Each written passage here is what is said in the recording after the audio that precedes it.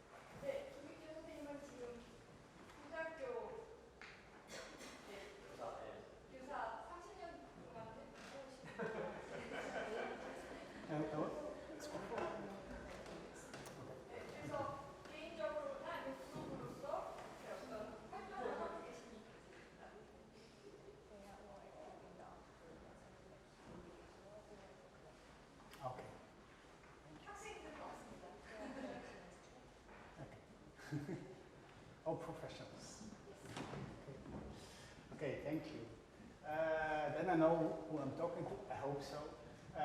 Please don't mind, because I understood we will take a very long trick, sessions of 3 hours lecturing. Don't mind to interrupt me immediately when you have questions or comments or critique. Just shout it out and come in. That we can start much more a dialogue than a monologue of my kind. Just maybe something practical. We have Korean translation, so this PowerPoint is in English. This is in Korean. Do I have to? Yeah, I don't know if you have to translate or not. 오늘 강연은 3시간 정도 되는 긴 시간이니까요. 그 중간에 혹시 뭐 궁금한 점 있으시거나 코멘트 하실 거 있으시거나 아니면 뭐 비판하실 거 있으시거나 그럴 때는 얼마든지 소리쳐서 이렇게 방해를 하셔도 된다고 말씀을 하셨고요. 그 다음에 이제 슬라이드에 대해서 잠깐 설명을 해주실 텐데요.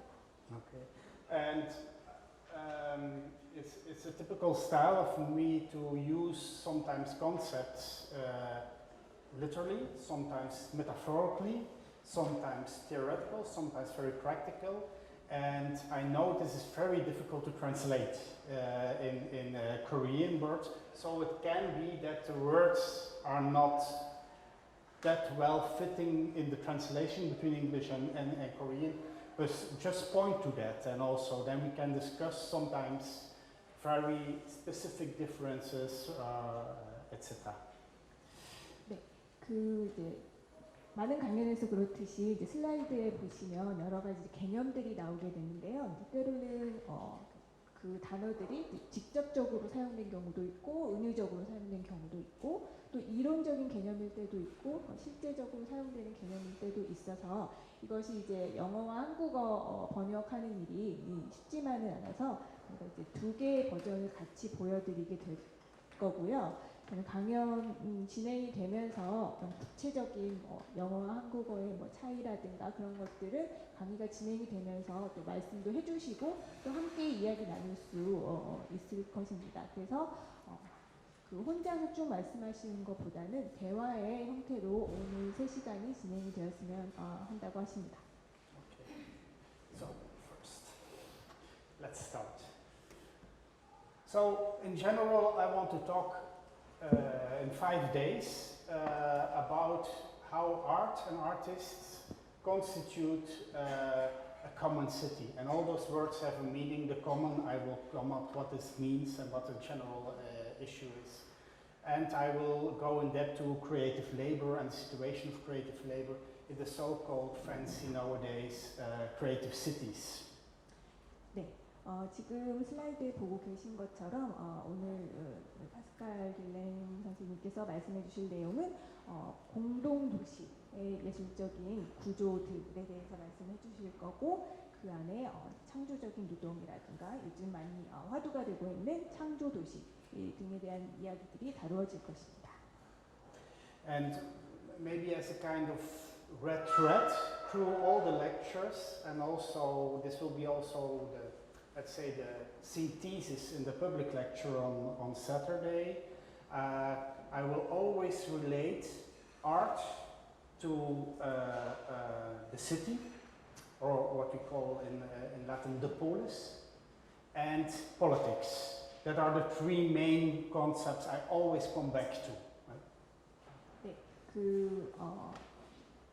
예술을 다루는 데 있어서 항상 그 도시라는 맥락을 생각을 하신다고 합니다. 그래서 그 예술과 도시의 관계에 대해서 이제 집중적으로 얘기를 하실 텐데요. 라틴어로 도시를 뜻하는 폴리스, 그리고 폴리틱스, 정치, 이렇게 3가지 개념이 큰 중심축을 이루게 됩니다. 예술과 도시와 정치입니다.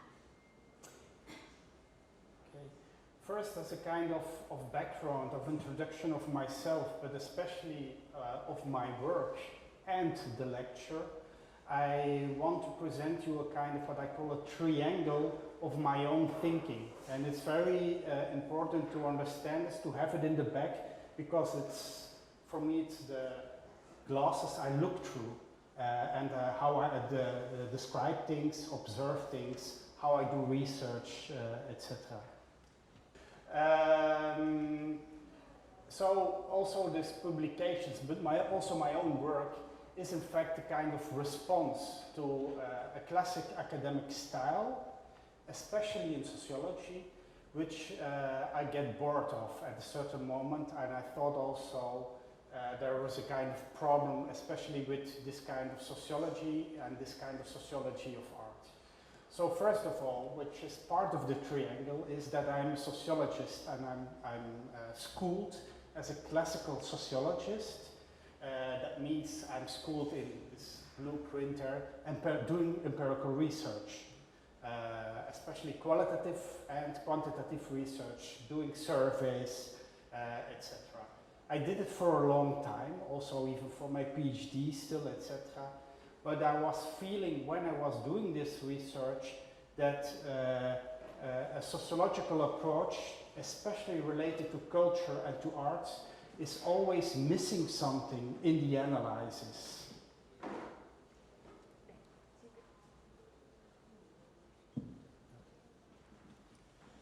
그 삼각 구도의 사고 중에 그 한 축을 이루는 것이 사회학입니다.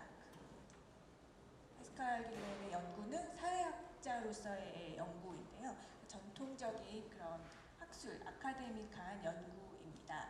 그래서 여기 보시는 것처럼 그 실증적인 연구를 바탕으로 하고 서베이라든가 그런 방법론을 통해서 양적, 질적 연구를 하는 사회학입니다. 그런데 이 사회학 이 예술을 혹은 문화를 다루는 데 있어서 어떤 부분이 좀 부족하다라는 것들을 느끼셨다고 합니다. And especially I saw it with a lot of colleagues of mine who did research in the art field or cultural field, is that they talk always around art, but not about the art itself. And and they also, so in my eyes, often, I say often, those sociologists didn't take art and also not the artist seriously in their research. 그동안의 사회학자들의 이제 연구를 보면 그 예술의 주변을 다루고 있지 예술 자체를 다루지 못하고 있다는 문제의식을 가지셨다고 합니다. 그래서 예술사회학, 기존의 예술사회학이 예술 또 예술가들을 본격적으로 다루지 못했었다. 그런 생각을 하셨답니다. So that's why this green box is in it with art, which is a fundamental step for me, which I discovered by doing a lot of in-depth interviews with artists, but also just by looking and experiencing their art. And especially one was very influential of me, artist, is Michelangelo Pistoletto. He was Italian art, he still is Italian arte povera artist. And in a lot of discussions with him, I discovered that a lot of what artists are saying, especially to sociologists in a research setting, is kept out of the analysis, especially their art, their artistic ideas, etc. And that's what I try to bring in my analysis, to conceptualize. I call it also, it's a kind of imaginative thinking, in which you bring into classical research. It's a kind of speculative thinking you bring in to your classical research as a researcher. So this is a first important step, going from empirical research to also including this vision of artists and to take it seriously in your analysis. So when they use, for example, a new or weird concept, I take it seriously. I take it in to look at, can I do something with that as a sociologist? 네, 그래서 그런 문제의식을 가지고 여러 예술가들을 인터뷰도 하고 또 직접 그들이 만든 예술 작품을 경험도 하면서 사회학자로서 예술을 어떻게 다룰 것인가를 고민을 해왔고 특히 이제 영향을 많이 준 아티스트가 마이클란젤로 피스텔레토라고 합니다. 그래서 이제 이런 예술가들과의 인터뷰, 그다음에 예술적인 경험을 이제 사회학적인 분석으로 가져오기 위해서 그것들을 이제 개념화하는 과정에서 여러 가지 상상력도 동원이 되고 추측이라든가 뭐 예측이라든가 이제 그런 기존의 실증적인 연구에서 하지 않았던 그런 방법을 통해서 이런 예술들의 개념을 사회학 연구의 분야로 가지고 오고 이렇게 해서 개념화된 예술의 개념들이 다시 이제 사회학적 분석의 대상으로 변하게 된다고 합니다. That's also the reason why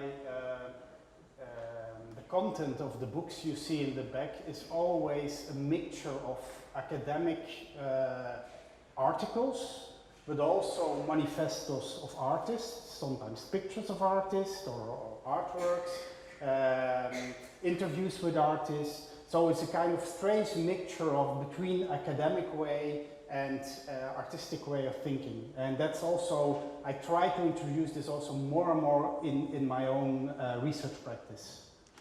그래서 지금 저 뒤에 보고 계신 책들은 기본적으로 학술적인 논문의 형태를 띠고 있습니다만 거기에 더해서 뭐 예술가들의 선언문이라든가 작품의 사진이라든가 그런 것들이 섞여 있는 그런 혼합된 형태의 저술이라고 볼 수가 있겠습니다. 그래서 이런 방식을 통해서 예술을 사회학적 연구의 분야로 영역으로 가지고 오는 그런 노력의 결과물이라고 할 수 있겠습니다. And the last very important influence for me is the red box critical theory, which started for myself.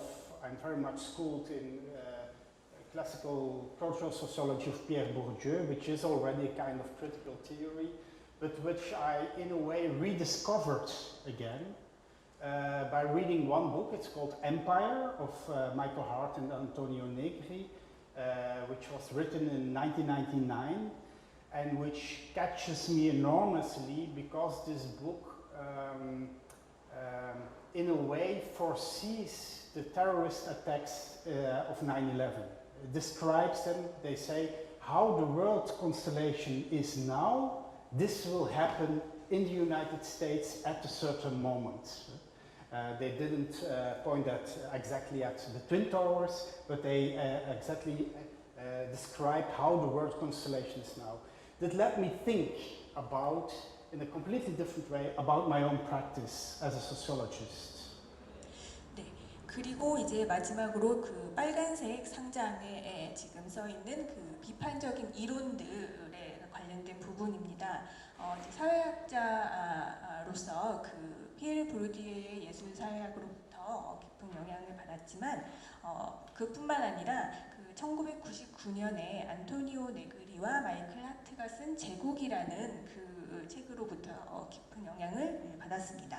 이 제국이라는 책은 지금과 같은 그 세계의 정치적인 환경에서 그 9.11 테러와 같은 일들이 일어날 수 있다는 것을 말하자면 예측을 한 책이라고 할 수가 있겠습니다. 그래서 그 제국이라는 책을 보면서 이 사회학자로서의 그 파스칼 길랭의 본인의 연구, 실천에 대해서 다시금 생각해 보게 되었다고 합니다.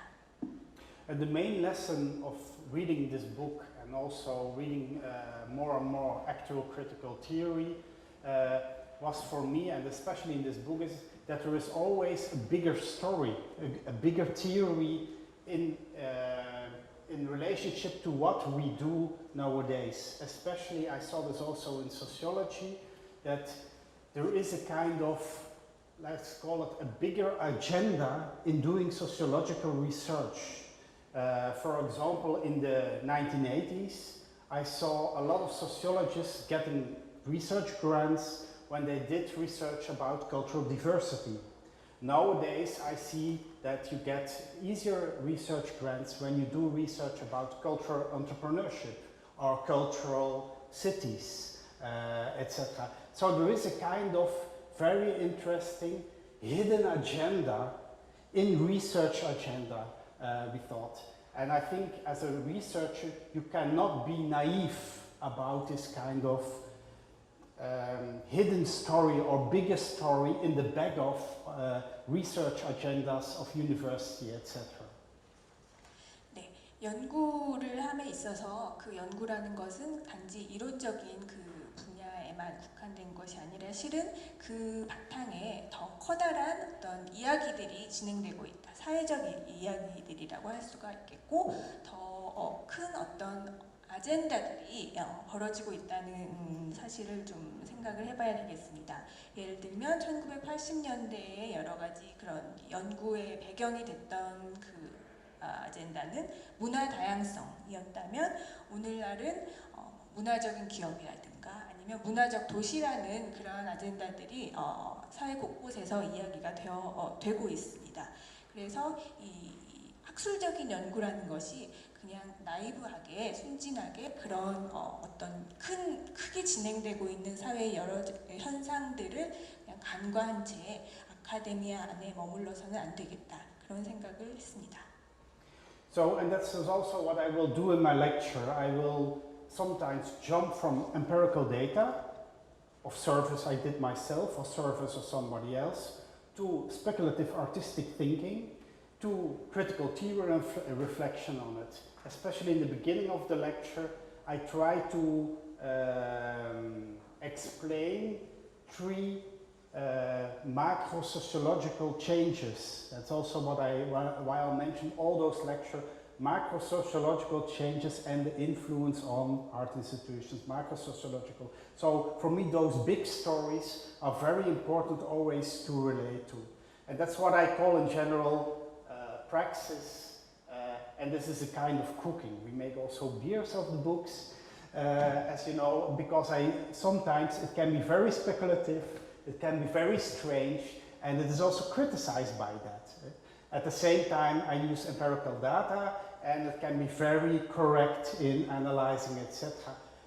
Correct in a point of view for some sociologists, etc. So what I will do is always move between those three during the coming 3-4 days.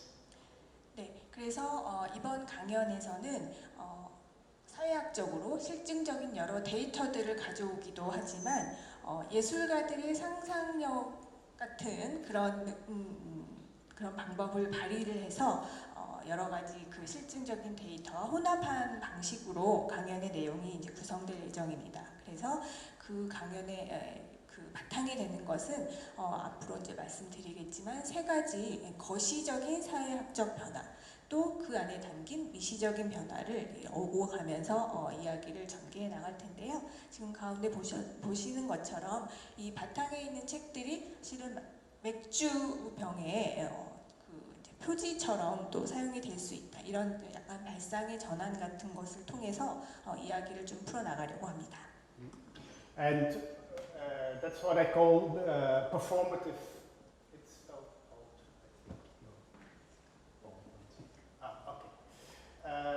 what I call performative research. It means also we try to really influence by doing research art organizations, but also politicians, etc. By doing very direct research, sitting in the debate at the moment when it's happening, etc. And also we take immediately, and when I say we, I mean with my research group of now 10 people, we immediately also take not only a scientific, objective point of view, sometimes we go very direct in a political discussion and we take side also, ideological side in the discussion at the moment. So that's something what so-called sociologists never do. This kind of you should in the academic world we do this. So we sometimes shift from a very objective point of view to a very subjective one, and that's also what I will do during my lectures the coming days. 그래서 이와 같은 수행적 연구에서는 그 기존의 사회학 연구가 굉장히 객관적이고 과학적이고 실증적인 연구였다면 이와 같은 수행적 연구에서는 예를 들어서 어떤 정치의 문제를 다룰 때 연구자가 이 정치적인 어떤 서로 다른 견해들 중에 하나를 나는 이런 견해를 갖고 있다라는 것을 표명을 할 수 있다, 이렇게 이제 보고 있습니다. 그래서 기존 사회학에서는 절대 할 수 없는 객관적이고 중립적인 연구자의 자세가 아니라 때로는 이 수행적인 연구에서는 누구의 편을 들 수도 있고 어떤 입장을 지지할 수도 있다. 네, 그렇게 생각합니다. Okay, that is a long prelude or long introduction, and now we'll go to the content of the story. So I will talk about teaching and making and presenting creative work or art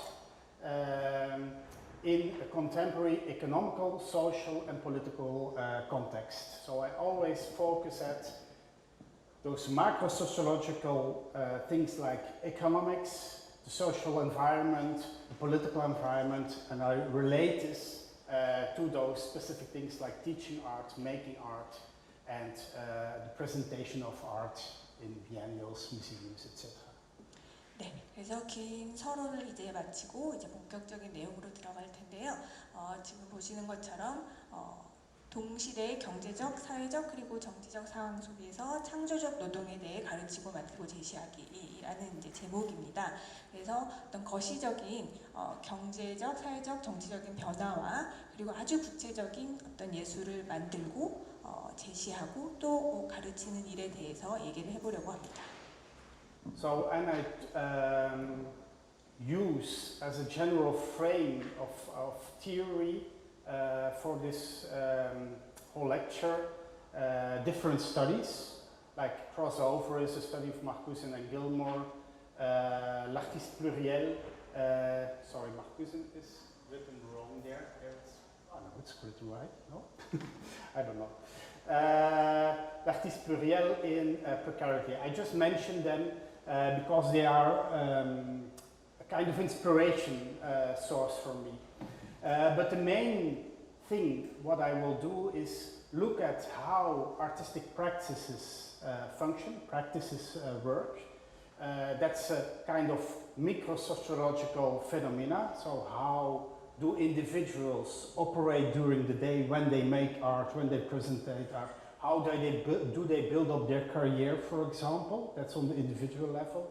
And I will relate this to a macro-sociological phenomenon, the whole boom of creative cities and cultural industries in general nowadays. So here again you have this big story, the big story of creative cities and cultural industries popping up everywhere in the world. I just come from holiday in Indonesia, and there was a big promotion in the city of Bogor that they also will become a creative city. And you see this everywhere in the Netherlands, etc. And I will relate this phenomenon, which is global, which is on a macro level, to this kind of micro level of the situation of artists today. 네, 그래서 이 연구에 좀 맥락이 되는 아주 일반적인 전반적인 맥락이 되는 이론적인 개념들 몇 가지를 소개를 하고 있는데요. 마르쿠젠과 길모어의 영역 교차, 크로스오버, 그러니까 예술가들이 상업적인 혹은 비영리적인 그리고 공동체적인 그런 영역을 넘나든다는 그런 개념의 영역 교차, 그리고 뷰로와 페레누의 복수형 예술가, 여러 가지의 일을 동시에 하는 그런 복수형 예술가, 그리고 비르노의 불안정성, 이런 개념들을 이제 바탕으로 하고 있는데요. 기본적으로 아까 서두에서도 말씀드렸다시피 이런 구체적인 어떤 예술가들의 작업 방식 그리고 실천의 방식들이 어떻게 거대한 그런 글로벌한 그런 담론과 현상과 연결을 지을 수 있는가가 이제 주된 관심사입니다. 그래서 특히 그 창조도시라는 요즘에 많이들 이야기하고 있는 창조도시, 문화산업 등등의 개념들, 지난주에 휴가를 보내셨던 인도네시아에서도 창조도시라는 그런 이야기들이 굉장히 활발하게 진행이 되고 있다고 합니다. 그래서 이런 거시적인 어떤 현상들과 구체적이고 미시적인 예술 실천의 관계에 대해서 좀 논해 보고자 합니다. And I will try to tackle several questions the coming days with you. All those questions are related to research I did in the past, and I've written books or research reports about this. And these are the questions I want to tackle with you the coming days. The first one is, what happened with artists the last 35 years? Why those 35 years? I come up later. What is the meaning of those 35 years? But that's one general question I had for several researchers. How did artistic careers develop the last 35 years? Second question is, what happened with their career? Is it become more hybrid? Do they mix up things? For example, do they mix up making autonomous art and at the same time making commercial websites, etc.? It's a phenomenon we detected, and we were said also that happened. We want to figure out what is this hybridization of an artistic practice about? How does it function? Is it changed at all? And of course, what are also the causes of this kind of hybridization of this practice? Is it an economical reason that people try to mix or try to combine different practices, commercial and not commercial ones, for example? Or is it an artistic choice? Like, for example, an artist can be a DJ to earn money, or an artist can be a DJ to have it as an artistic practice. It's a completely different definition. So there are already 3 questions I want to ask, but there are coming others. 네, 그래서 지금까지 연구들을 관통하는 어떤 질문을 먼저 말씀을 드릴 텐데요. 첫 번째는 예술가들의 실천 방식이 지난 35년간 어떻게 변화했는가, 그리고 여기서 말하는 35년이라는 이 숫자는 어떻게 나왔을까, 이제 그런 질문들이 있고요. 그다음에 두 번째는 이 예술가들의 작업 방식이 여러 가지를 이제 섞게 되는 혼성화된 것들이, 그러니까 기존의 자율적인 예술 분야, 다른 분야와는 좀 독립적인 자율적인 예술이었다면 또 상업화된 예술이 있고, 이런 두 분야가 뒤섞이는 현상이라든가 이런 혼성화 현상이 더욱 심해졌는지, 아니면 이 혼성화의 어떤 내용만 달라질 뿐 그 강도라든가 그런 것들은 변함이 없는 것인지, 그런 것들이 두 번째 질문이 되겠고요. 세 번째는 이 혼성화가 일어나게 된 이유는 무엇인지, 이것이 경제적인 환경에 의해서 예술가들이 돈을 벌기 위해서 선택을 하는 것인지, 아니면 예술적인 어떤 의도와 의미가 있어서 혼성화가 일어나는 것인지라는 질문이 있을 수 있습니다. Following questions are also for me important. What is the effect of what artists make on their work themselves, of those micro-sociological changes, and how it is also has an effect on their own identity, their own understanding of themselves, their own presentation in society. Another question is also what are professional expectations of this new kind of artist who functions in a hybrid way. How does the artist uses culture, cultural environment, the culture in which he lives or she lives at a certain moment, but also how does this culture uses the artist again. So this relation between art and culture in general in an anthropological sense is for me an interesting or an important question. And the last or the seventh one is the possibilities for cultural policy, politics in general. How do we respond as politicians or making politics in general? How do you respond on those shifts in society? 네, 그리고 네 번째 질문은 이러한 혼성화의 현상이 예술가들의 정체성에는 어떻게 영향을 미치는가, 사회에서 예술가란 어떤 사람들인가라는 정의에 영향을 미치는지에 대한 내용이고요. 다섯 번째는 이 새롭게 등장하는 예술, 혼성화를 통해서 새롭게 등장하는 예술을 전문가들은 어떻게 내다보고 있는가. 그리고 여섯 번째로는 예술과 문화가 서로를 어떻게 사용하고 전유하는지를 약간 인류학적으로 좀 바라보는 질문이고, 일곱 번째는 이러한 현상, 예술의 변화에 대한 어떤 정치적인 반응 혹은 대응은 어떤 것인가 라는 질문입니다.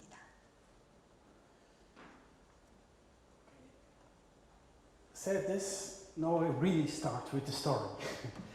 And as I promised already, I start with a kind of micro-sociological metaphor, let's say it like that, of a shift in society which happened, I think, the last 30-35 years. And this shift is that the world as such, how we organize the world, has become from vertical to horizontal. We become living more and more in a flat world which is not only flat, horizontal, not vertical anymore, but horizontal, but also very wet. In a sense, so we are living nowadays in a condition like we saw the world in the Middle Ages, a flat, at least in Western Europe, they saw the world flat and wet. That means when you live in a flat and wet world, that means also that there can happen something like this, that you, like this boat, follow off the world. And this is really the metaphor. I think a lot of people, especially creative workers, feel themselves living in today. They are surfing on the net, on the wet world, which is flat, and they have to stay connected because when they are disconnected, they fell off of this world. So, and this is more and more the condition in which we live. As a general, I use it as a general metaphor of our society nowadays. And this happened, this shift from verticality to horizontality happened the last 30-35 years. 네, 그래서 이제 다시 본론으로 들어가려고 하는데요. 지난 30년, 35년간에 일어났던 어떤 거시적인 사회의 변화를 좀 은유적으로 보여주는 그림이라고 할 수가 있겠습니다. 그 시기 동안 세계는 어떤 수직적인 세계에서 수평적인 세계로 변화하였습니다. 그래서 지금의 세계는 마치 이 사진의 지금 중세의 어떤 그림인데요. 이 사진처럼 평평하고 또 웻이라고 표현을 하셨는데요. 그러니까 물처럼 이렇게 흐르는 그런 것을 생각을 하시면 될 것 같습니다. 그래서 요즘의 사람들은 이 세상, 그러니까 평평하고 젖어있는 물 같은 세상을 따라가는 그런 삶을 살고 있습니다. 그래서 우리가 인터넷 서핑을 한다고 표현을 하는 경우를 생각을 해보시면 될 텐데요. 그래서 이런 세계에서는 한번 이 플로우에서 그 연결이 끊어지게 되면 이 세계에서 뭔가 누락되고 탈락되는 이제 그런 현상을 마주하게 됩니다. Okay, and when you look at what happened the last 30 years, I think three important historical shifts happened in this period, starting in the 70s and ending at the end of the 80s or middle of the 90s.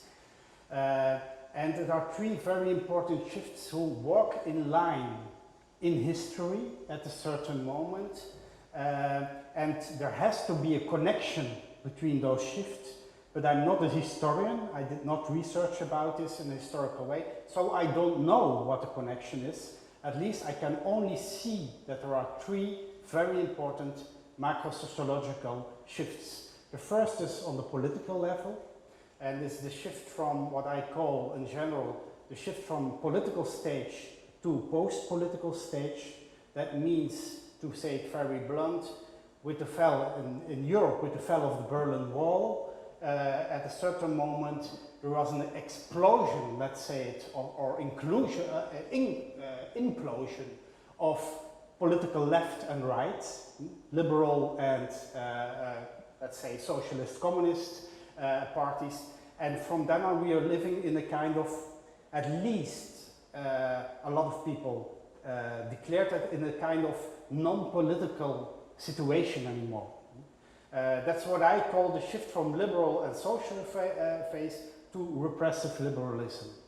And of course repressive liberalism is still liberalism, or what we call neoliberalism, is still an ideology, but it is often said that it is, or is understood as a natural state of being, of the free market, etc. In that sense, it is post-political. So this is a very important shift, the first one, which happened again for Europe and United States, exactly with Margaret Thatcher, President Reagan, who made this shift in a political sense. So this all happens in the beginning of the 80s, the end of the 70s, the beginning of the 80s. That's the first very important shift. 네, 그래서 이러한 변화를 가져온 세 가지 특징들을 이제 짚어볼 텐데요. 그 1970년대 말 그리고 1980년대 중반에 일어난 세 가지의 변화입니다. 그래서 지금 파스칼 길랭은 역사학자가 아니기 때문에 이 일어난 현상들을 지금 파악을 하고 있는데, 지금 말씀드린 이 세 가지의 변화가 서로 아주 긴밀하게 관계를 가지고 세 가지가 이제 동시에 일어났다고 보여집니다. 첫 번째는 이제 정치적인 수준에서의 변화인데요. 기존의 그 이제 베를린 장벽이 무너지면서 기존의 어떤 정치적인 좌와 우 이런 개념들이 뭔가 이제 어떤 그냥 정치적인 어떤 편이 아니라 삶의 어떤 그냥 자연스러운 환경으로서 이제 이해되는 이제 그런 시대가 온 것입니다. 그래서 영국의 대처 수상이라든가 미국의 레이건 대통령의 시기에 어떤 그 소위 말하는 여기서 이제 억압적 자유주의라고 표현을 했는데요. 신자유주의라고도 말을 할 수가 있겠습니다.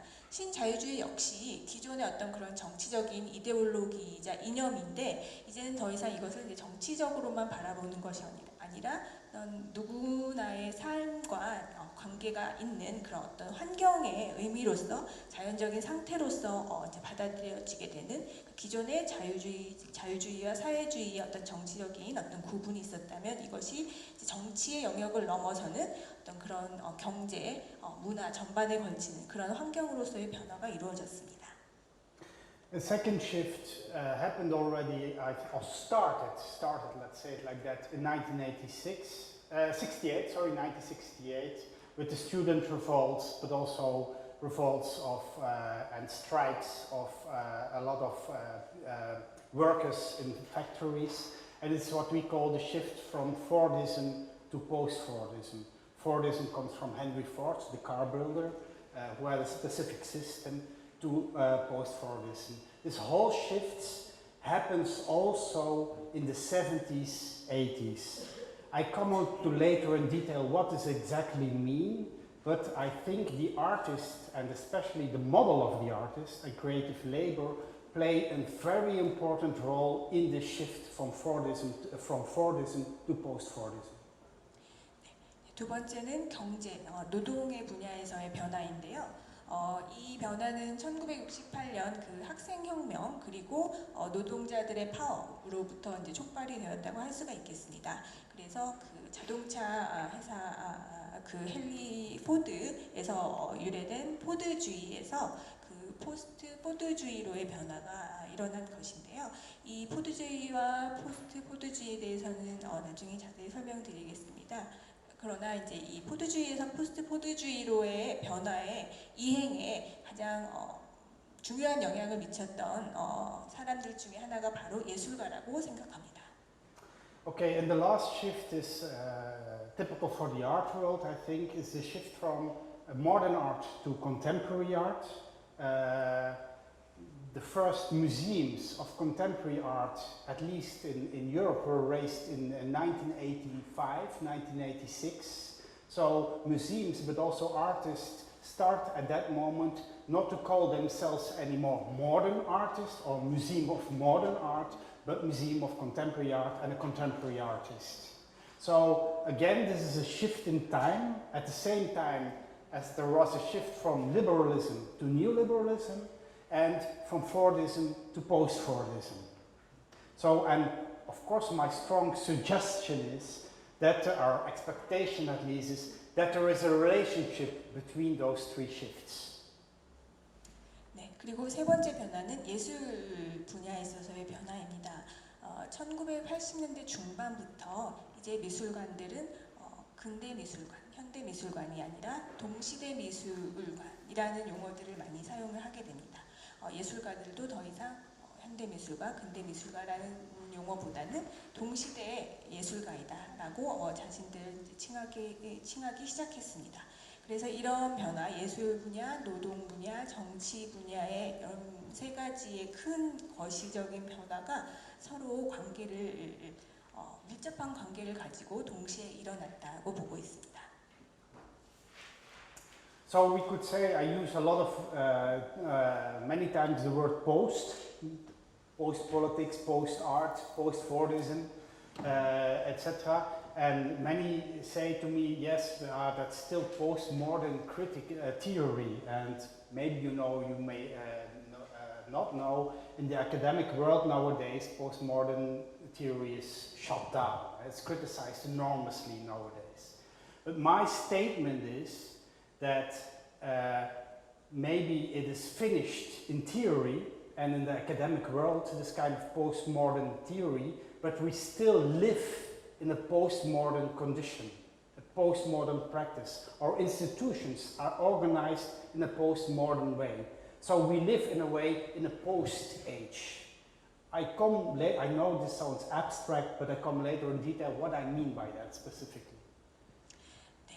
근데 여기서 하나 언급을 해야 할 것은 포스트 모더니즘입니다. 학계에서는 이론적으로 이미 포스트 모더니즘의 시대는 끝났다라고 말들을 하고 있지만 우리는 여전히 포스트 모더니즘의 조건, 삶의 환경에 아직 살고 있습니다. 그래서 지금 이 영어 슬라이드에 보시는 것처럼 포스트라는 단어들이 지금 많이 사용이 되고 있습니다. 그래서 포스트는 무엇을 벗어나, 무엇 다음에 그런 뜻이 되겠습니다. 그래서 우리가 이렇게 많은 여러 포스트의 시대에 산다는 것은 어떤 것인가를 이야기하고 싶습니다. Okay, so those general, that are for me the macro-sociological shifts I will talk about the coming 3-4 days, and I will relate them always to artistic practices, how institutions like the museum function, for example, in this context, etc. So my main questions related to those shifts is, how does this post-age, what I call the post-age, affect the way we represent culture in museums? How does it affect museums, our presentation of objects in museums, how we make exhibitions, etc. How does it affect the art world itself, how it functions, professionals and institutions and organizations? How do artists respond to that in general? And a last subjective and maybe ideological question is, does it matter to respond at all to those microsociological shifts? 네, 그래서 이제 질문을 던져볼 수가 있겠습니다. 지금까지 말씀드린 어떤 거시적인 사회의 변화, 포스트 에이지, 포스트 시대에 일어나는 그런 변화들이 어떤 이런 예술가들의 예술계에 구체적으로 어떤 변화를 가져왔는가. 첫 번째는 이러한 변화가 뮤지엄, 박물관이나 미술관에서 문화를 표현하고 재현하는 것을 어떻게 바꾸어 놓았는가. 어떤 전시가 이제는 많이 보여지고 또 그런 뮤지엄의 어떤 활동들은 어떻게 달라지는가. 또 이것들이 그 예술계에 종사하는 사람, 각종 예술 기관들은 또 어떻게 달라지게 만들었는가. 그리고 무엇보다도 예술가들이 이러한 변화에 어떻게 반응하고 대응하는가. 과연 예술가들이 반응하는 것이 중요하기는 한 건가. 이런 질문들을 던져볼 수 있겠습니다. Okay, when I said that the world nowadays is flat and wet, I refer to another world, another time, when the world was vertical organized. And I try to give an impression what I mean by a verticalized or vertical organized world. And I try to explain this by institutions we all know, like for example museums, universities, etc. Maybe when you Google the word institution, you very easily get this kind of brand or picture of an institution. It symbolizes an institution. And it's very interesting how it looks like and what it represents. For example, you see at this kind of picture an arrow which looks to the sky, to the top, to the air. So it has a kind of looking to a horizon which is very high somewhere, an ideal or something like that. It has this typical vertical pillars on which it stands, and it had a strong fundament under it. Also in English, and that's why I play with the word institution of institutions, the English word to institute means to rise. To institute, to rise. And this is the way how we organized culture since 19th century until, let's say, 70s, 1980s, 1990s. In this kind of vertical way. 조금 전에 말씀드린 평평하고 젖어있는 세상, 물과 같은 세상에 대비되는 수직적으로 조직화된 세계에 대해서 조금 말을 해볼 필요가 있을 텐데요. 구글에서 영어 단어 institution을 검색을 해보시면 이와 같은 그림들이 쉽게 나오게 될 겁니다. 보시면 지붕은 하늘을 향해 화살표처럼 향해 있고, 그리고 매우 수직적인 기둥의 구조들이 그것을 받치고 있으며 맨 아래에는 아주 탄탄하고 강력한 어떤 토대의 부분이 있게 됩니다. 그래서 그 영어 단어 동사형 영어 단어 institute의 뜻은 세우다라는 뜻이 됩니다. 그래서 이 미술관이라든가 대학이라든가 이런 기관들을 제도적으로 수립하는 일은 이와 같이 매우 수직적인 발상에서 비롯이 되었고, 이것은 19세기부터 1980년대, 90년대에 이르기까지 문화를 조직하는 방식이었습니다. So not only museums or art museums or cultural institutions were organized like that, but in fact whole society was organized in this kind of vertical way.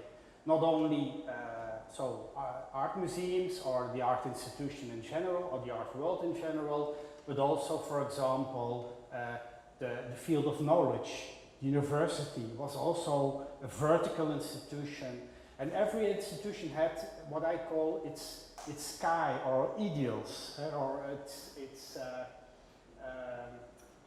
main values to look at. For example, for the political system, it is having power, having power, organizing to organize society in a right way. For justice, also an institution, a vertical institution, it was rightness, justice to organize. For the economy as a value system, it meant welfare, organizing welfare for everybody. That's the main huge value of a maybe free market system, but at least for economy in general. For universities, evolution in knowledge, etc. These are the things to look at. So every institution and this vertical organizing had organized as also its own grandeur, its own big things to believe in, to organize it. It had its own organizations, like in the art world, it was organized by museums, very specific institutions, theaters, etc. For the world of knowledge, it was the university which organized it, and they had all their own histories and their own archive to stand on, their fundament to stand on, their beliefs, etc. So again, very important, this vertical organization of the world in general. And the next step, a very important thing is also, there is a huge and a very important border between those different vertical pillars. And you cannot cross this border without being sanctioned. For example, you cannot, as a politician in the political field, let influence you by very powerful private companies who pay your elections or pay your campaign to become a president. Then you get the moral finger when you do that. So those institutions, and this is very important, protect also, they have their own rules and they protect their own autonomy in those systems. 네, 이러한 수직적인 구조는 미술관이나 미술계뿐만 아니라 모든 사회가 이러했습니다. 그래서 지식의 기관인 대학교도 이와 같은 구조로 구성이 되었고요. 그래서 이런 모든 지식의 기관, 또 정치의 기관, 또 정의, 공정, 법률의 기관, 또 경제적인 기관 모든 것들이 이런 기둥과 같은 수직적인 구조로 조직이 되면서 그들이 추구하는 이상적인 하늘과 같은 그런 주된 가치를 가지고 있었습니다. 그래서 정치 시스템인 경우에는 사회를 조직할 수 있는 권력이 추구하는 가치가 되었고, 그 다음에 법률 기관들에 있어서는 어떤 정의로움, 공정함이 그런 가치가 될 테고, 또 경제 시스템에 있어서는 풍요로운 삶, 복지 이런 것들이 이제 주된 가치가 되어서 이의 이상적인 가치에 대한 신념을 바탕으로 구축이 되게 되고, 또 그 아랫부분, 이 슬라이드에 보시는 아랫부분들은 각 시스템, 각 제도들, 각 기관들이 저마다의 역사를 가지고 있어서 그것에 축적된 아카이브가 기본적인 토대를 이루게 됩니다. 그런데 여기에서 중요한 것은 이 각기 다른 제도들, 기관들 사이에 아주 뚜렷한 경계가 있었다는 것입니다. 그래서 이 어떤 특별하게 위임을 받지 않는 이상 이 제도들 간의 경계를 뛰어넘는 것은 어려웠습니다. 예를 들어서 정치가들이 어떤 선거 캠페인에 어떤 경제 분야의 기업가들의 후원을 받는다든가 하는 식으로 특수한 경우가 아니고서는 이 제도들 간의 경계는 뛰어넘을 수 없는 것이었습니다.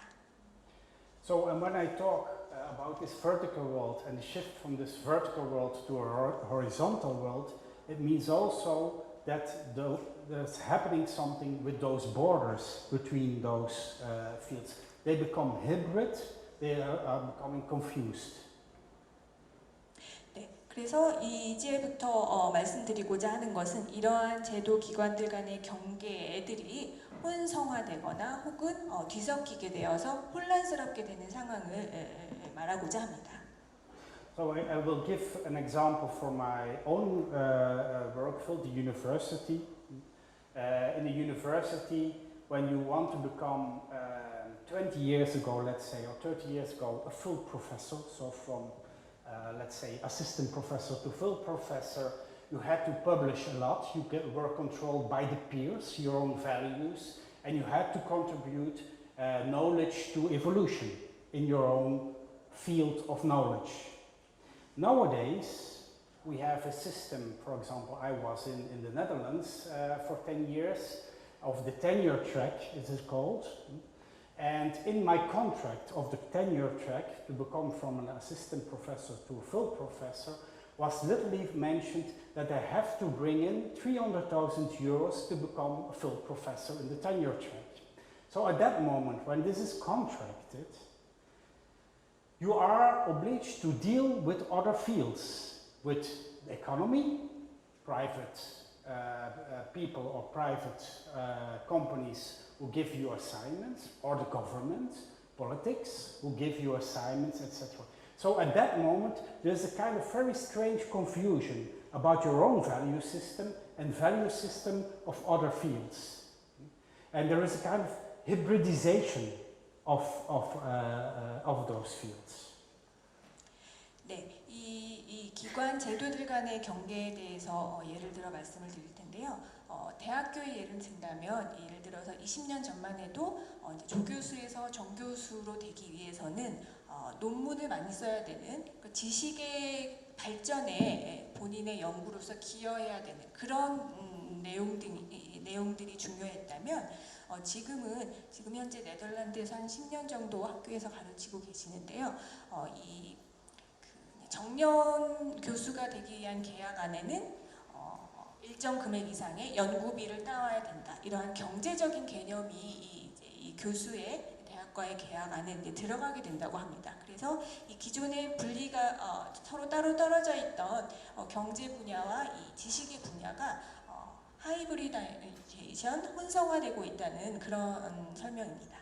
So also the decision of what is, for example, real knowledge in the pillar of evolution is not anymore decided by not only decided anymore by the peers and my colleagues, it's also decided by what others want, like government or what, for example, the free market wants at a certain moment. So the decision of what is relevant knowledge and not is decided also by others, and there the whole hybridization starts. 네, 그래서 그 대학교에서 말하던 진짜 지식이라 함은 예전에는 그 동료 연구자들이 인정한 학술적인 논문에 의해서 판단이 되었다면 이제는 그뿐만 아니라 정부가 대학에 원하는 것, 정부가 교수에게 원하는 것, 또 시장 경제에서 대학에 원하는 것 등이 모두 고려가 되는 그런 현상입니다.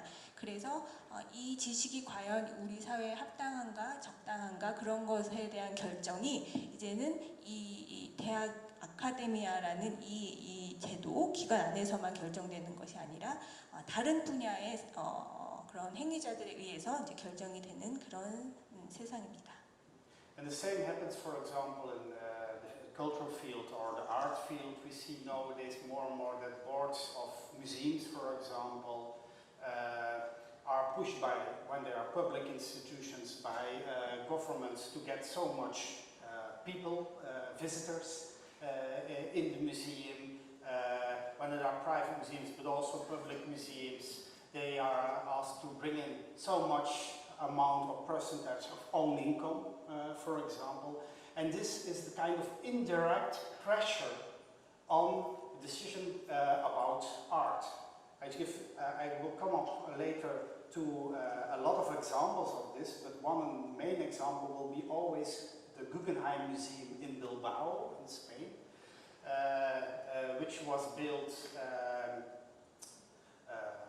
I think now, 15 years ago or something like that. But what is interesting is, for example, is that decisions made for exhibitions in this museum are not only based on artistic quality or something like that. For example, one decision is very interesting, which is in the policy documents, is that they show always 80% dead artists, because they know they then had the right figures of visitors to come, because dead artists attract more people than living artists.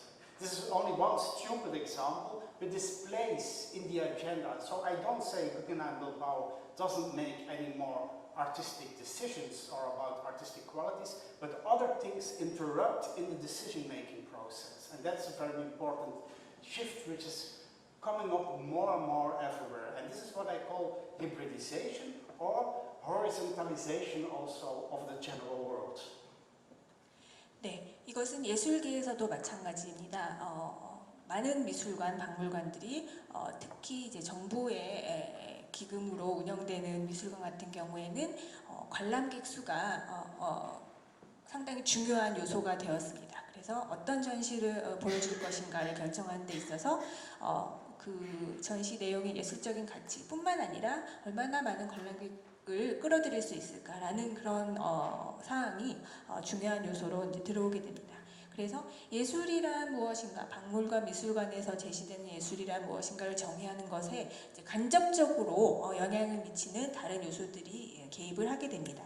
그래서 이제 나중에 설명을 드리겠습니다만 구겐하임 빌바오 같은 경우에는 어떤 전시를 할 것인가를 결정하는 데 있어서 예를 들면 80% 이상은 죽은 예술가, 보통의 관람객들이 더 많은 관심을 가지고 있는 살아있는 동시대 미술가들보다도 죽은 미술사적으로 유명한 그런 예술가들의 전시를 하도록 되어 있다고 합니다.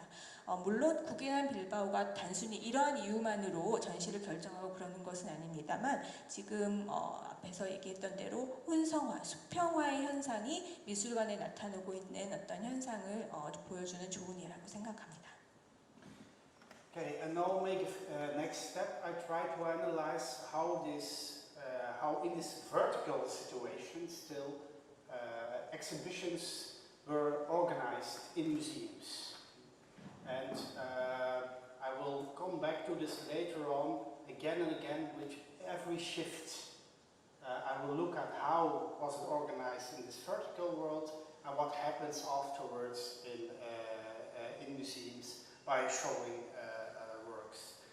And I use, this protecting borders I mentioned already. I think I said everything what was in the slide. I use a specific theory to try to make understandable how museums present work in this kind of classical condition and later on in this post-age condition. And it's a theory of Russian theorist of literature. It's Mikhail Bakhtin, and he uses the concept of chronotopes or chronotopy in his work to analyze the relationship between time and place, time and space. To analyze, in his case, novels. But I use this theory to analyze how museums present in this vertical, classical, modern condition work in museums. That's the first step, and I will come back again and again, I think 2 times after this one time, so 3 times in general, during my lectures about the shift. 네, 그래서 이제 지금까지 설명드렸던 어떤 역사적인 변화에 대해서 앞으로도 계속 다시 언급을 할 텐데요. 이제 어떤 구체적인 이론 하나를 설명을 드리려고 합니다. 그 러시아의 문학평론가인 문학평론가이자 이론가인 미하일 박친의 뮤지엄 크로노토피라는 용어인데요. 이 박친은 그 소설을 가지고 시간과 공간의 관계를 분석을 했습니다. 이 크로노토프라는 개념을 이용을 해서요. 그래서 지금 파스칼 길랭은 이 크로노토프라는 개념을 이용을 해서 뮤지엄에 대해서 분석을 해보려고 합니다. 그 근대의 수직적인 기관으로서의 미술관의 시공간의 관계가 지금은 어떻게 변화했는지를 살펴보려고 합니다. So practical, I will talk now only for 1 hour still, and then we have half an hour to discuss, ask questions, etc. Is that okay? 네, 앞으로 한 1시간 정도 더 강연하시고요. 그 다음에 여러분들 질문이나 토론으로 한 30분 정도 시간을 보낼까 합니다. Okay. So I told the story of those micro-sociological shifts, those 3 ones, and now I want to go in detail in what happens in the museum with this shift. And now I'm talking only about before the shift. So in the vertical world, how were exhibitions presented in a classical, also ideotypical, were they presented in the 19th century?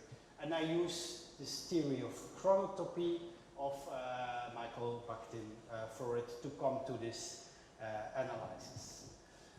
And this theory, and also theory about how to present art in museums, how to make exhibitions, is based on a very important thinking in historical philosophy, which was introduced by 19th century so-called sociologist called George Simmel. And one very important quote of him for me is this one. This quote sounds maybe nowadays very evident or ordinary, but he has written this already in 1892, and at that moment it was, I think, rather provocative to write such a thing. What is he saying? If something is important, then importance must be ascribed or attached to it. In other words, it is important because the historian is interested in it. What he in fact is saying here is that, of course, history is made by, in his eyes, the historian. So, in fact, to say it blunt, there is no history. The history is made nowadays again and again by the historian. That's the first important statement. So, there is always, and this is important, there is always a mediation between the present, the now, and the past. And the stress is on this mediation. What happens in this mediating thing? So, not what is said. Sorry, I have to translate. Sorry, I sometimes forget. 네, 이제 전형적인 고전적인 미술관 박물관에서 어떤 일들이 일어났는가를 좀 살펴보기 위해서 아까 잠시 언급되었던 미하일 바크틴의 뮤지엄 시공간성, 뮤지엄 크로노토프라는 개념을 이용하려고 합니다. 지금 위쪽에 인용문에 보시면 그 역사 철학 게오르그 진멜의 정의가 나와 있는데요. 지금 읽어보면 어떻게 보면 굉장히 당연한 얘기인데 이 저서가 나온 1892년에는 굉장히 급진적인 변화를 가져오는 역사 인식의 변화를 가져오는 그런 내용이었습니다. 그래서 어떤 것이 중요하다면 그 중요성이 반드시 그 대상에 속하거나 연관되어야 한다. 다시 말해서 그것이 중요한 이유는 역사학자가 그것에 대해 관심을 가지고 있기 때문이다 라는 구절입니다. 그래서 이 인용문의 가장 중요한 핵심 중에 하나는 역사는 역사학자가 만든다는 그런 주장입니다. 그래서 현재와 과거는 이 역사학자를 비롯해 누군가의 매개에 의해서 생겨나는 것이고 이 게오르그 진멜이 강조한 것은 이 매개 행위, 중재 행위를 강조하는 것입니다. So this statement has very important consequences. For example, one very important consequence is if we understand nowadays something of history that is not related to what is said about this history, the facts, etc. It is how it is told to us. If it can make a connection with our understanding nowadays what happened in the present. So again, this mediation is very important in our understanding now. 지금 현재 역사를 이해한다는 것은 그 역사에 대한 사실에 대한 것이라기보다는 역사가 어떻게 이야기되어지는가, 다시 말해서 그 과거가 현재에 어떻게 매개되어 전달이 되는가라는 점입니다. So think as an example, very simple, art historian canon. The canon is made, is a story. It's a story which is made again and again about classical artworks. When the story is not told in the right way, which is acceptable nowadays, we will not accept it anymore as an artistic historical canon. 네, 미술사학자들이 끊임없이 이것이 미술의 전범이다, 규범이다라고 정의함으로써 미술사가 수립이 되는 것이고 이것이 바로 올바르게 가장 좋은 방식으로 예술을 하는 행위이다라는 그 미술사가들의 끊임없는 정의에 의해서 미술사가 성립이 되는 것입니다. So this stresses also the importance of, for example, educational work in the museum or the curator in the museum as a mediator between art historical events or cultural historical events and the present.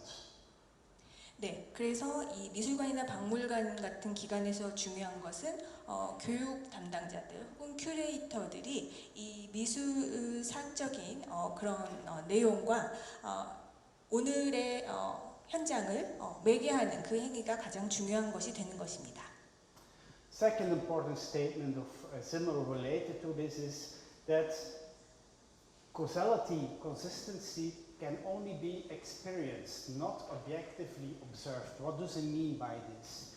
It means we know, of course, and we can observe facts in the past. For example, that there was a kind of World War II.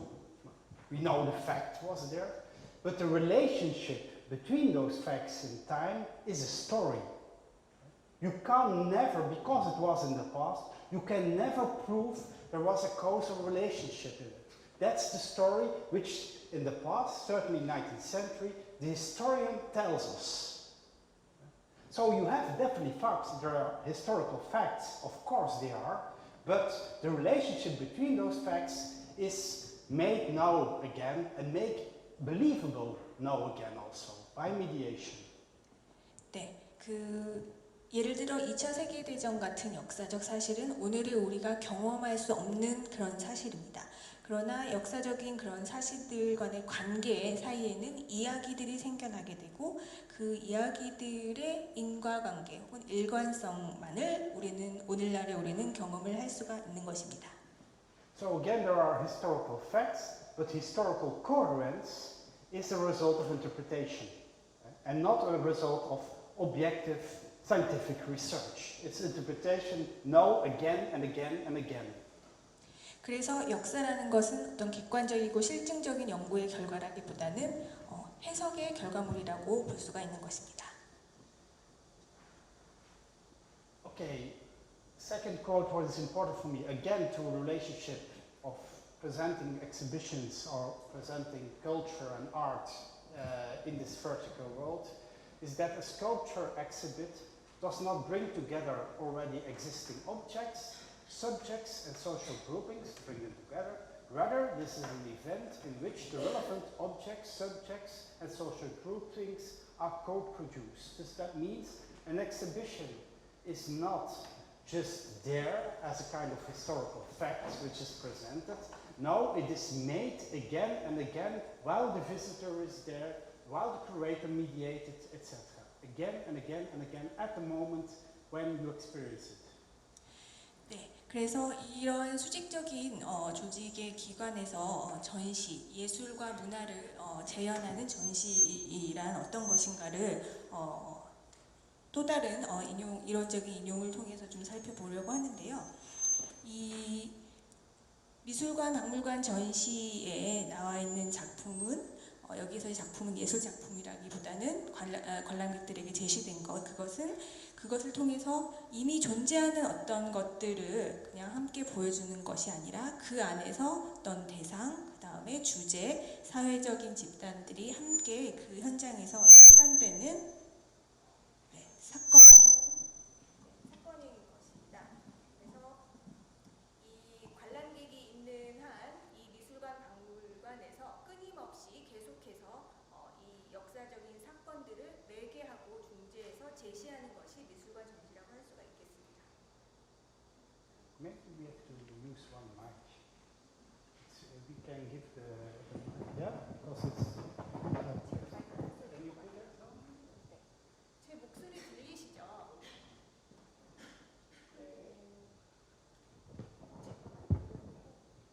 Is it on?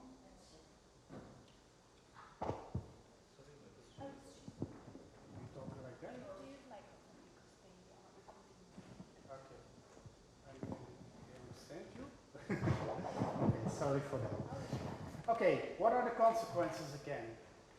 What is important of the past is decided by the agenda of the present. That's a very evident thing, I think. That means what we think now is important, we relate and we use it as a kind of filter to look at the past. 네, 그래서 과거에 무엇이 중요했는가는 지금 현재의 아젠다가 현재의 안건, 우리가 어떤 안건을 가지고 어떤 필터를 가지고 과거를 보느냐에 따라서 결정이 된다고 볼 수 있습니다.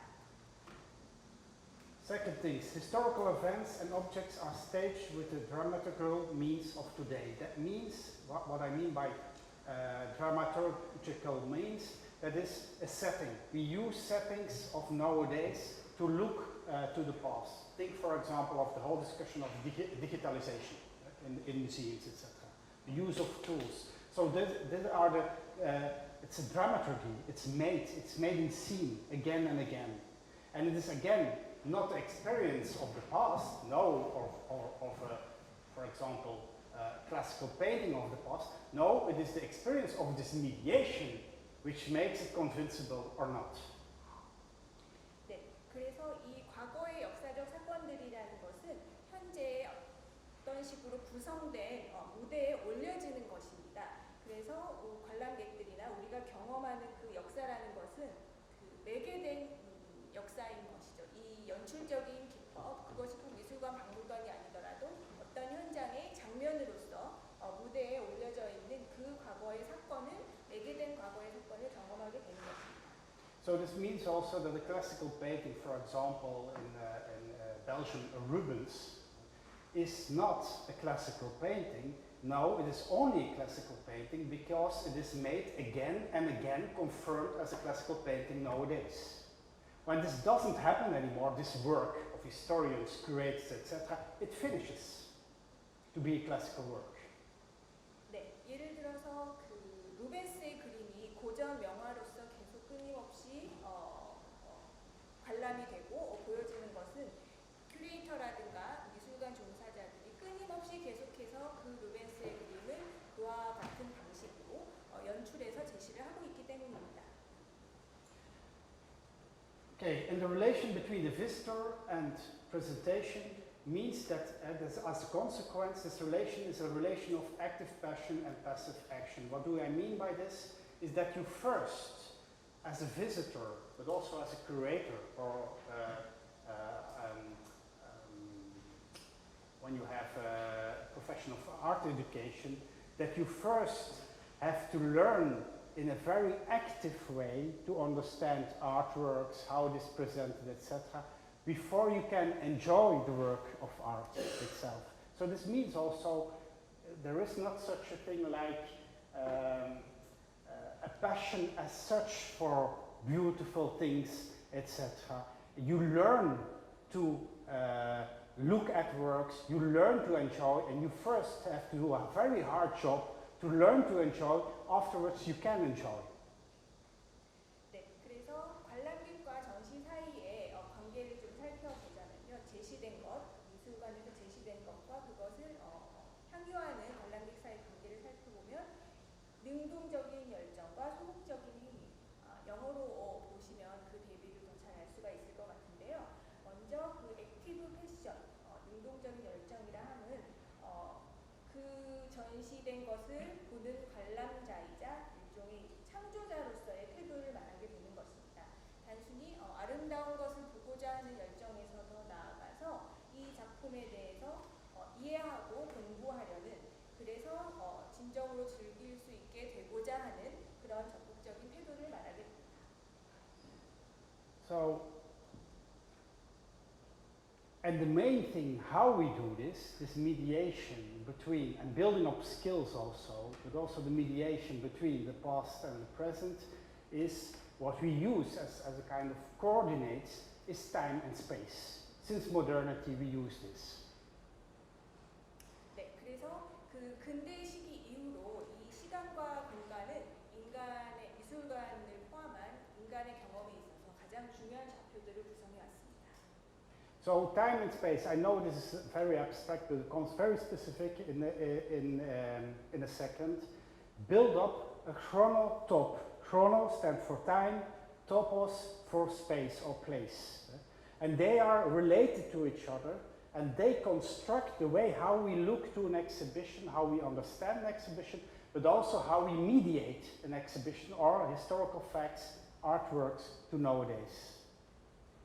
네, 그래서 이제 이 추상적이면서도 구체적인 그런 개념이라고 할 수 있는 크로노토프, 시간과 공간의 관계를 구조화된 방식으로 제시하는 것이 바로 이 미알핀의 뮤지엄 크로노토프라고 볼 수가 있겠습니다. 그래서 이 구조화된 방식 안에서 제시된 것을 어떻게 볼 것인가, 또 어떻게 매개할 것인가를 제시하는 것입니다. Okay, and now I try to build on a kind of chronotopy of how museums, first again in the 19th century, try to build up museums. And I use this classical picture everybody knows, I think. This is a museum in Berlin, but most of the 19th century classical vertical museums were built up exhibitions like that. That means a kind of time and space grid is used to present history. And I come later to this, but the space is literally in this museum one chamber, and you go to the next chamber, that's it. And you make a move also by moving in space. You also move literally in those museums in time. You go from one century to another century. So there you see how space and time is related to each other and also is used to make a presentation of historical facts or artworks, art historical canon. 그래서 지금 보여드리고 있는 것은 19세기부터 시작된 전형적인 그런 고전적인 미술관 전시실의 모습입니다. 이 미술사라는 그런 사실을 제시하기 위해서 이와 같은 고전적인 미술관에서는 시공간에 일종의 이제 격자를 만들어서 제시를 하게 되는데요. 많이 아시겠지만 이와 같이 생긴 미술관에서는 그 연대기적으로 방들이 배치가 되어 있습니다. 그래서 이 방에서 저 방으로 이동을 하게 되면 그 역사적인 어떤 다른 시기로 이동을 하게 되는 것입니다. 그래서 시공간의 관계가 서로 이 관람객의 움직임에 의해서 함께 작동을 하게 되는 그럼으로써 이 미술관이라는 공간 안에 역사적인 시간이 달리게 되는 것입니다. And this is the whole idea also of Michael Bakhtin. Is the central idea is that this time and space are related to each other and that they influence each other in a kind of symmetrical way. For example, when you sit in a certain space like this, you have another time experience than you are sitting for your television at home. So the space in which you are, the location in which you are, defines your experience of time. 네, 그래서 이것이 그 박틴의 크로노토프라는 개념인데요. 여기에서의 시간과 공간은 대칭적인 것입니다. 그래서 공간상에 당신이 어디에 위치해 있는가가 바로 당신의 시간적인 경험을 정리하게 되는 것입니다. But also the movement in time. For example, you need 1 hour, or I needed half an hour to come here from the hotel. This use of time, experience of time, influences your expectations and your experience of place. 네, 또한 그와 대칭적으로 시간적인 경험은 시간적인 그 경험은 그 장소에 대한 경험에도 영향을 미치게 됩니다. And that's all what a chronotop is about. But I come now very concrete here, very specific how it is used in museums and how it makes a kind of presentation of artworks or historical facts. And I use for this an example in Belgium, Flanders, it's in Flanders Fields. It's a museum of the First World War. And they use a lot of different, what I call, chronotops. They use different ways of relating time and space in one exhibition. They combine. In that sense, they are very postmodern. They mix a lot of ways of presenting. But one framework is very modern. So not postmodern, but modern. And that's the first chronotop they use. They give a kind of chronological view on how this war developed, went on in time. So they said the First World War was, here's the time, 1914 until 1918, that are the historical facts. And it was in Ypres, it's a small town in Belgium, where the fight was, that's the place. So time and place are literally in a kind of objective, historical way represented. That's the first chronotop, how they are related. 네, 그래서 지금 사례로 말씀드리려고 하는 것은 벨기에에 있는 1차 세계대전에 관한 박물관입니다. 이곳에는 여러 가지의 시공간성이 담겨 있는데요. 첫 번째는 근대적이라고 할 수가 있겠습니다. 연대기적인 구성인데요. 1차 세계대전이 언제 일어났고 라는 시간, 그리고 어디에서 일어났는지 하는 장소, 이 시간과 공간성에 대한 것을 제시하는 것입니다. The second chronotop, which is also used is, in the museum, is what they call a biographical path. That means literally when you come into the museum, you can take a card out of a computer, and this card is, on this card is a name of a person who lived in that time and had something to do with the First World War. So you get a character. And this character makes it possible for you as a visitor to identify with somebody in this time. For example, you are a nurse, or you are, very interesting also, you are Adolf Hitler, who fought in this First World War as a soldier. And very interesting is that people really identify because they found in the beginning of, in the entrance where the machine stands, where you take out the cards, a lot of cards on the ground with Adolf Hitler, because nobody wants to identify with Adolf Hitler, and they take another card. But you have a completely other time experience by this figure, because when you go into the museum, you can put this card at several places again, and a story is told about your figure.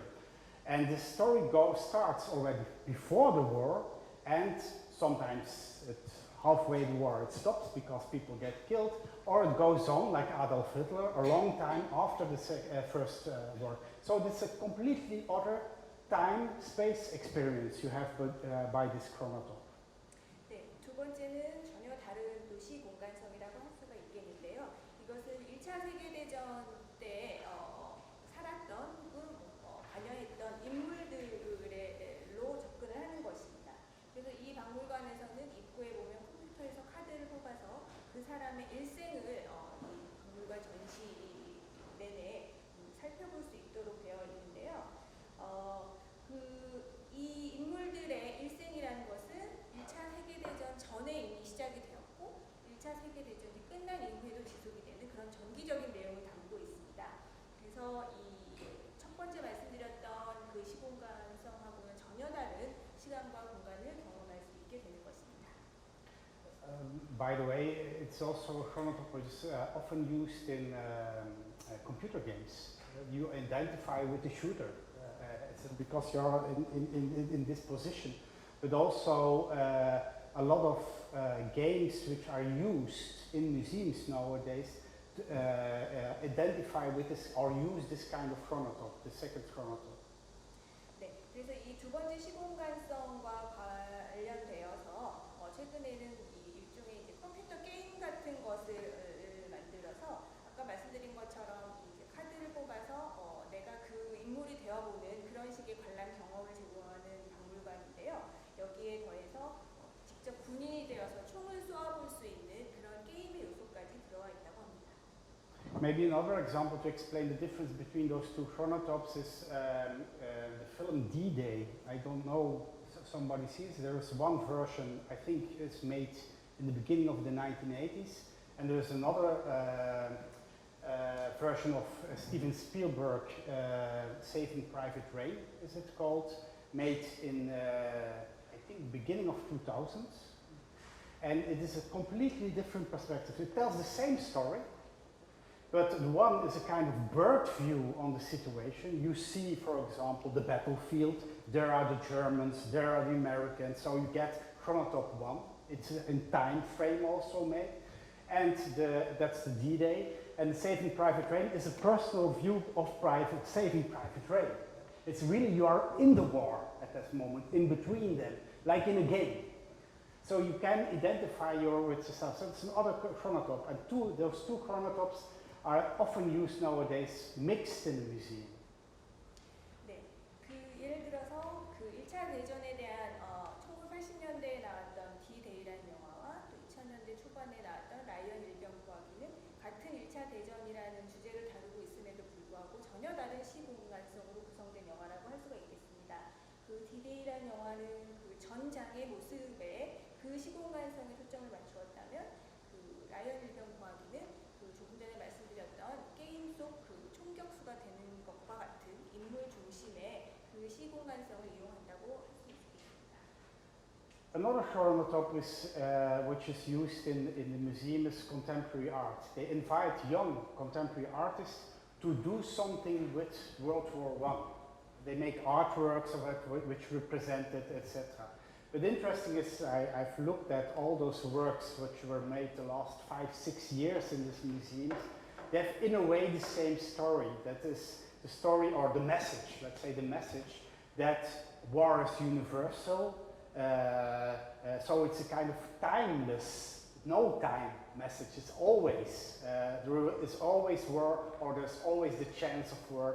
And there's most of the time also enormous peace message in this, as a kind of, in those works. So that's again another chronotop. It's, how do you call it? It goes beyond time and beyond space. It's universal. 네, 세 번째 시공간성은 보시는 것처럼 보편적이고 변함없는 메시지를 포함한 동시대 미술. 최근 5-6년간 이 박물관에서는 동시대 예술가들을 초청하여서 전쟁과 관련된 작품을 만들도록 하고 있다고 합니다. 흥미롭게도 이들 예술가들이 만드는 작품은 1차 대전에 관한 박물관에서 커미션을 주었음에도 불구하고 그 1차 대전 자체에 대한 이야기라기보다는 시대를 초월하는 어떤 전쟁의 어떤 위험, 전쟁의 무서움, 그리고 평화에 대한 메시지를 담고 있었다고 합니다. 그래서 여기에서는 이 박물관이 담고 있었던 그런 시공간성을 다시 한번 뛰어넘는 어떤 보편적인 새로운 시공간성이 들어오게 되는 것입니다.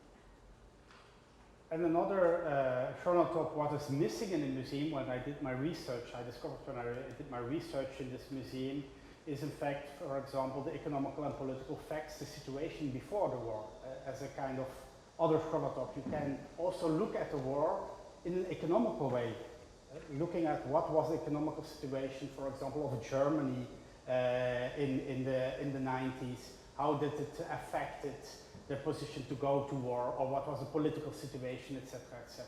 This is missing in the museum. You have to go to the archives of the museum. It is there, but you have to go to the archives to find it. So there can be other chronotops in which time and place are related, for example, in a thematic way, economically, politically, which is missing in the museum. But the main thing what I wanted to say is you can use a lot of dramaturgies, or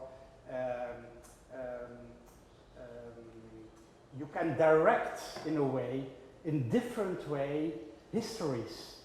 And they can be mixed up and they can use also, and what is important is that the visitor who comes in, most of the time choose one chronotop.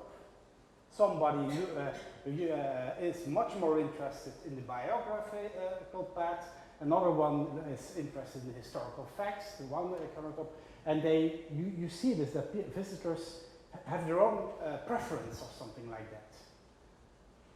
네, 이 박물관을 연구하다 보니 빠져있는 시공간성을 찾을 수가 있었습니다. 그것은 이 1차 대전이 일어나게 만든 당시의 경제적인 상황, 정치적인 상황에 대한 내용은 빠져 있었다는 것입니다.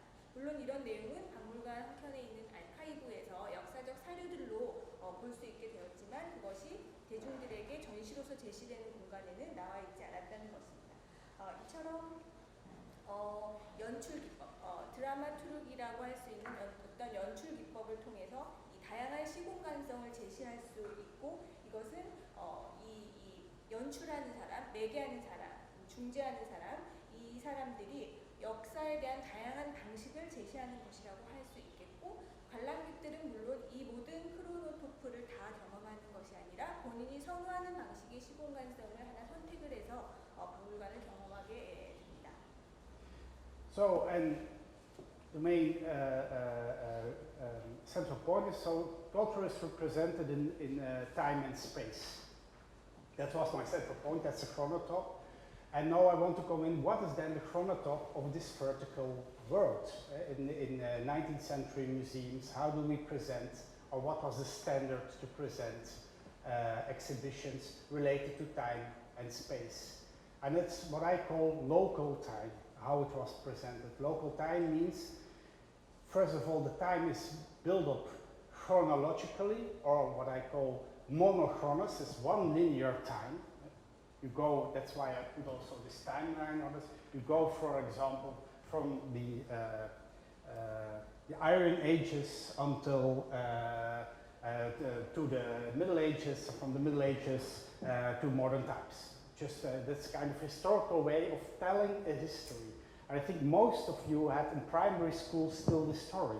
We had a kind of, when I was in primary school, in the first year, we had a kind of line on the wall with dates and facts which happened on this line.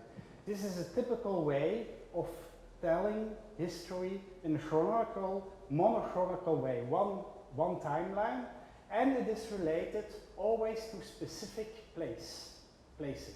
One place, at that place, this city, or there on the country, happened that.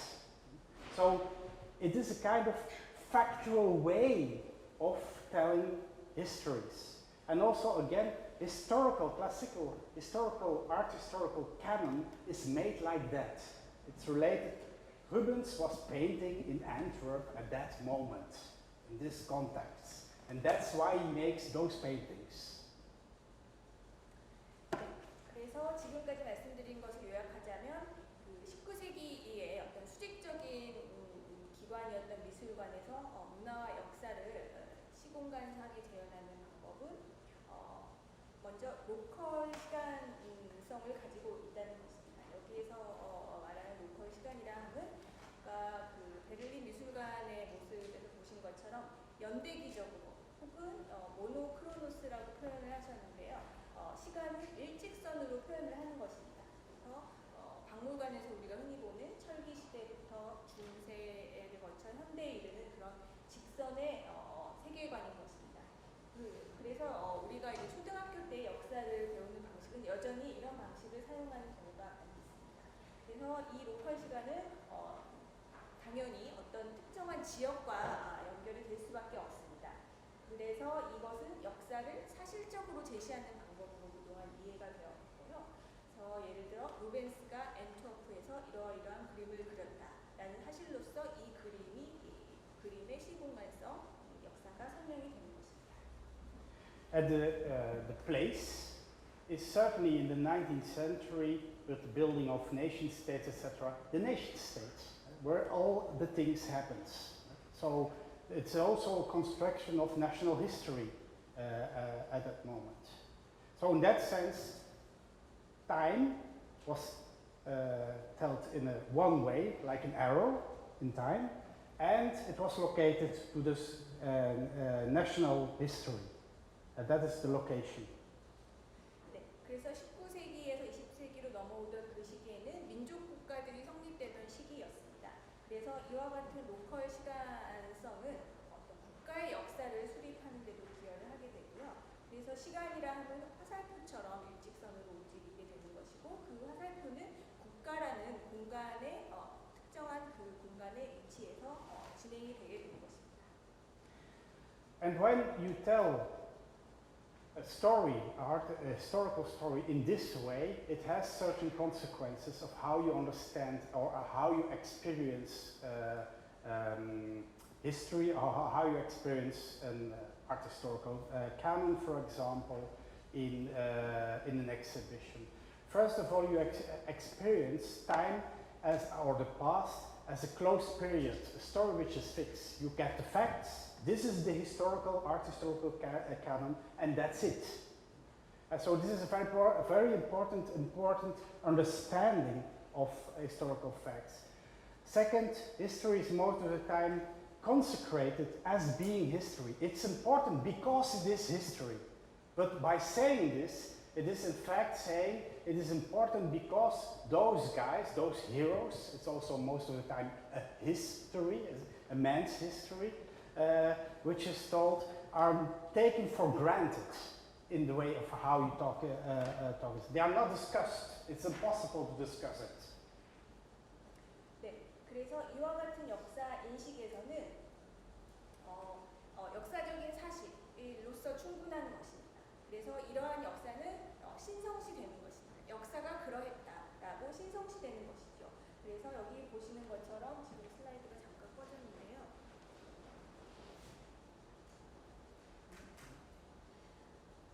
그래서 이 19세기 이 당시의 어떤 로컬 시간과 민족국가라는 배경에서는 과거란 고정되어 있고 끝난 시대인 것입니다.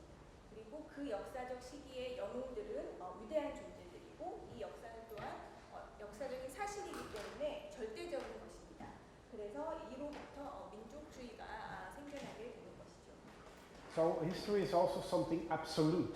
It is like it was and how it is presented. And it is presented like that. It is something absolute which you cannot relativize or you cannot discuss. It was like it is. It is how it was presented. And we all know, I think, some of you are historians or art historians.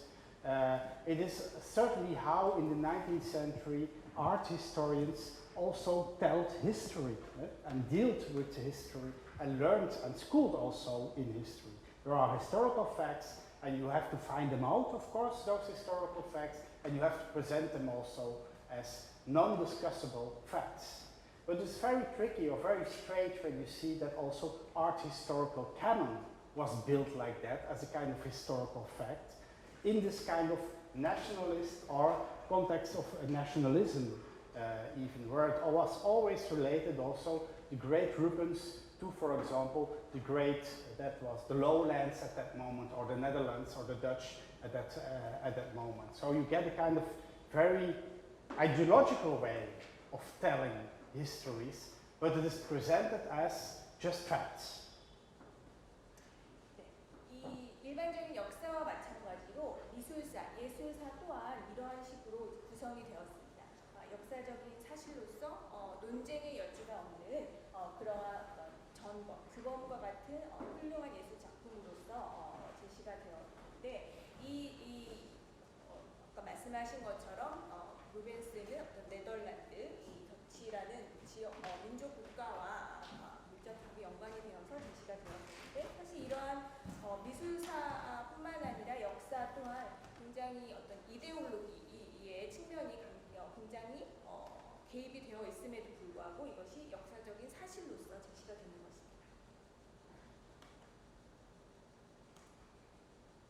Shall I take the Korean version? 다시 로그인을 하도록 되어 있어요.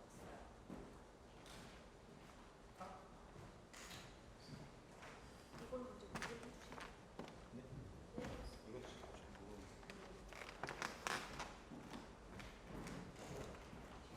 So, but to finish the story is that this kind of presenting artworks or culture in general in museums was a way of socialization. That means bringing people and letting them believe in a kind of national culture.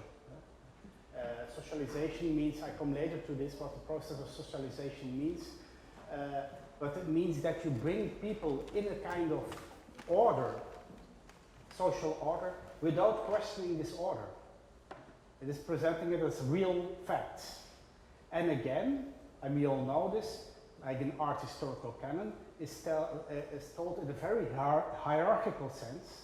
It is that are the real works where we stand for, And it is told also in a vertical way, top-down way. 네, 이러한 수직적인 기관 제도에서는 사회화가 일어난다고 할 수가 있겠습니다. 사람들로 하여금 이것이 우리 국가의 문화이다, 우리 국가의 전통이다 라는 것을 믿게, 절대적인 질서로서 믿게 하는 그런 사회화가 일어나는 곳이라고 할 수가 있겠습니다. And it is a way of qualification. Qualification means always making a hierarchy, making an art historical hierarchy, for example. Talking about quality and not discussing the quality anymore. It is quality because it is Rubens. That's it. That's the historical fact or something. 네, 그래서 명작으로서의 자격이라 함은 어떤 토론과 논쟁의 대상인 것이 아니라 루벤스는 대화가이다라는 사실로서 그렇게 제시가 되는 것입니다. Okay, so that's how, again, history, art was presented in this vertical world.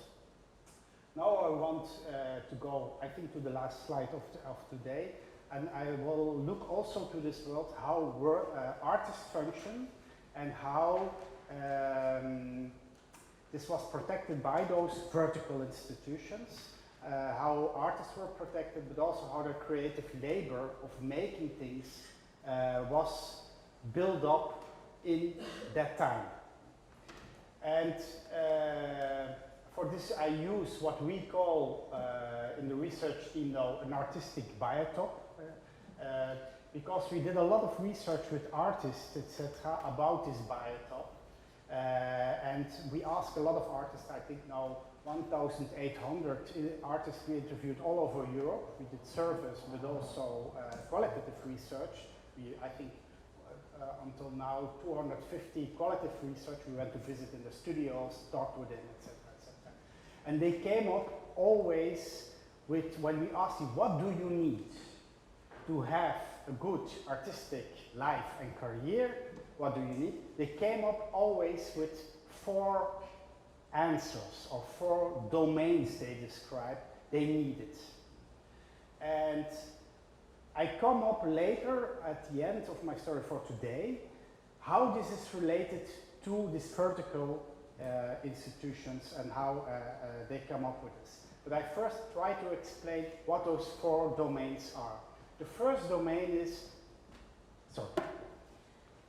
네, 이제 실제 예술가들의 노동, 말하자면 작업에 대해서 좀 살펴보려고 하는데요. 지금까지 말씀드렸던 시공간성이라는 개념에 비추어서 이 예술가들의 실제 작업에 대해서 좀 살펴보려고 합니다.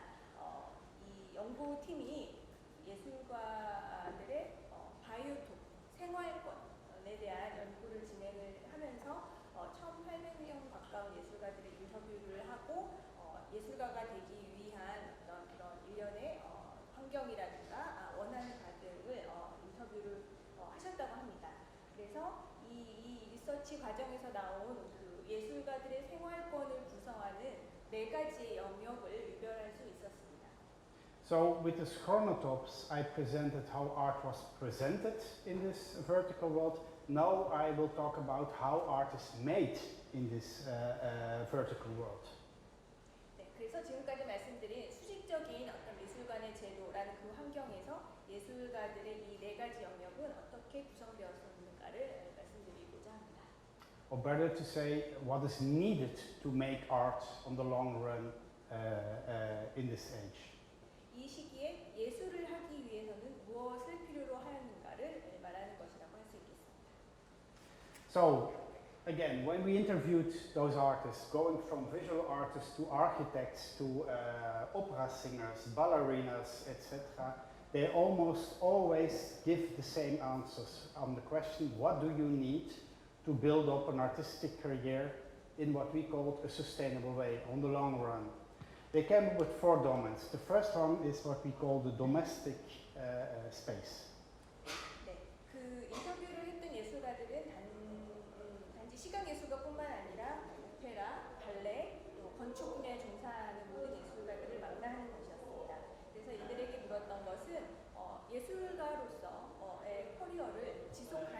만들기 위해서는 무엇이 필요하다고 생각하는가라는 질문을 드렸고 첫 번째 이 영역이 도메스틱, 지금 번역은 일단 가정이라고 했는데요. 이 가정의 영역이 되겠습니다. 지금 한글 슬라이드가 조금 흐트러진 것 같습니다. 좀 비교하면서 봐주시면 좋겠습니다. What can be the domestic space? And use as an example a home. You feel at home somewhere, that's the domestic space. Or in your private studio where you're making your work, etc. So it's a space of respect.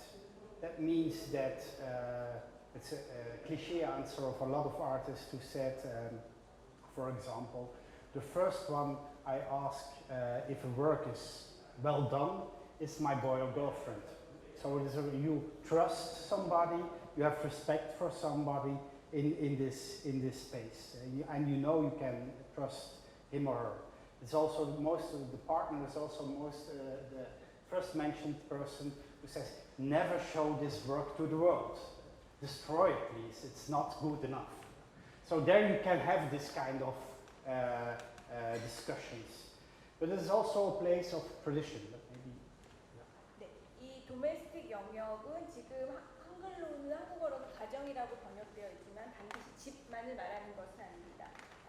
가정이라든가 개인적인 스튜디오라든가 작업실이라든가 그런 집과 같은 환경을 말하는 것이라고 볼 수가 있겠고요. 이 안에서 이제 필요한 것은 그 가족이나 친구들의 어떤 이 작품 좋다라고 말해주는 어떤 존경이나 신뢰 같은 요소가 필요한 것입니다. It's also a space of rituals, tradition. For example, drinking first 3 cups of coffee before you start painting, or listening endlessly. That is also very important. There you have your own time. It means, for example, you can endlessly listen to the same CD, same music, or you can endlessly go to the same catalog again and again and again. That's the domestic space gives you this kind of time. 네, 그리고 또한 이 도메스틱 영역에서는 의례와 같은 전통 그런 것이 필요합니다. 예를 들어서 내가 작업실에서 작업을 시작하기 전에 꼭 차 한 잔씩을 마셔야 되고 어떤 전시 도록은 계속 끊임없이 살펴보면서 영감을 얻으려고 한다던가 하는 의식과 같은 절차를 말하는 것입니다.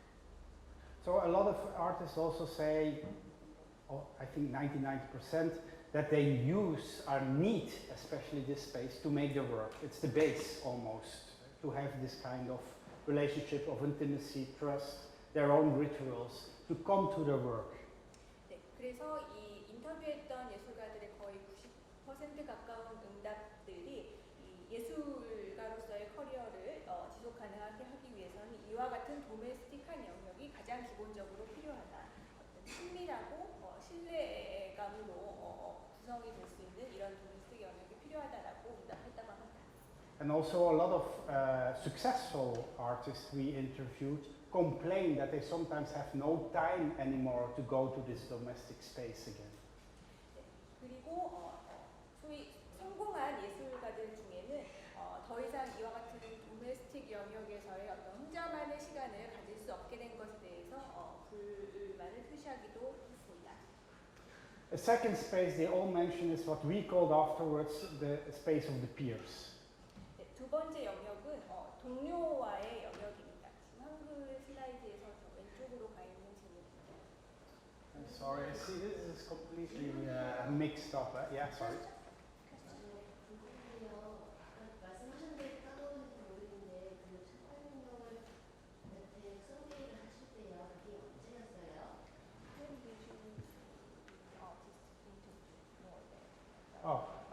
We have a data set of artists already for now 20 years. So we started, the first artist we interviewed was already in 1980. 네, 지금 20년에 걸쳐. Sorry, I'm wrong. 1994. 네, 20년에 걸쳐서 인터뷰를 하신 거고요. 1994년에 처음 시작하셨다고 합니다. 그러면 여기가 슬라이드에서요. 굳이 모던 아트라고 하시는 이유가 있어요? 1994년이면은 그러니까 모던하고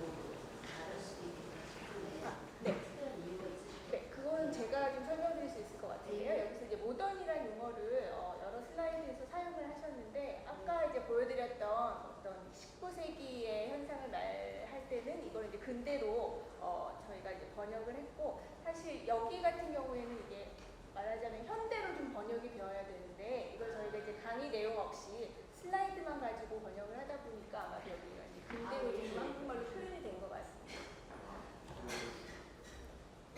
아니면 대상층을 좀 더 제도에서 인준받은 고령의 이런 사람들 한 건 아니고요. Yeah. About the translation of modern art in Korea, because as I mentioned, it's been translated in modern art too.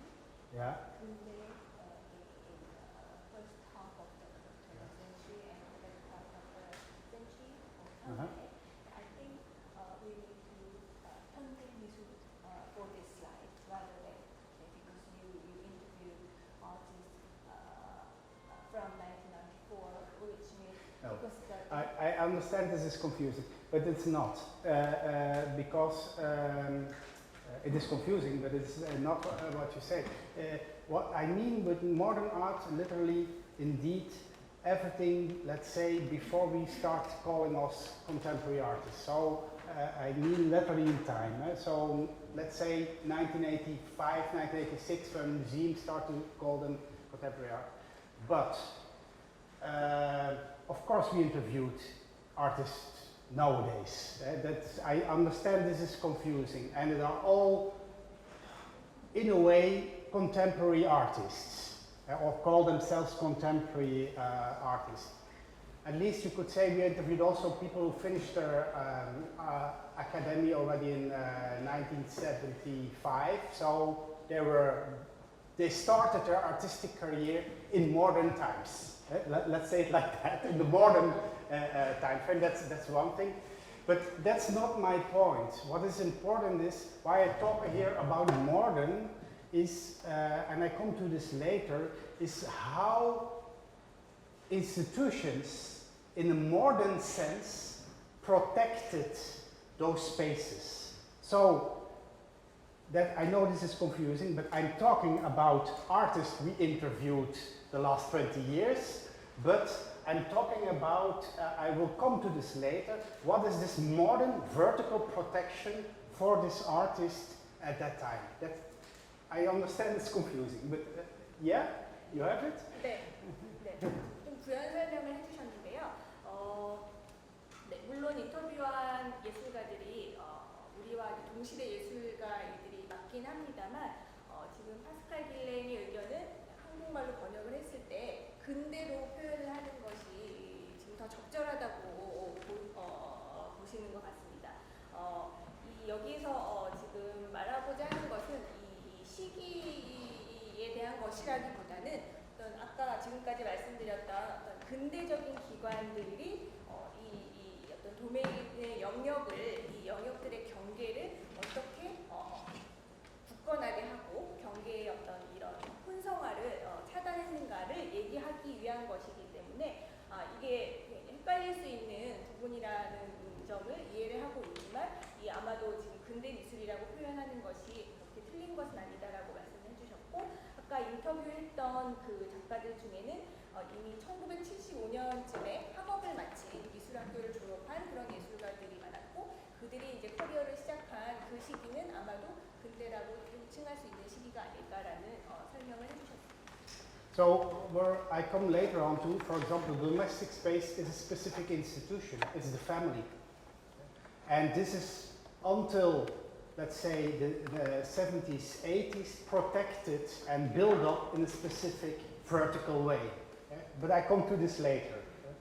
네, 나중에 더 설명을 하시겠지만 여기에서 말하는 이 근대 미술의 가정 도메스틱한 영역이라 함은 가족과 함께 형성하는 그러한 공간을 말하는 것이고, 이 70년대, 80년대까지도 이 도메스틱 영역은 굳건한 하나의 독립된 영역으로서 작동을 했다는 것입니다. Yeah. Second space. So I jump in time. I know.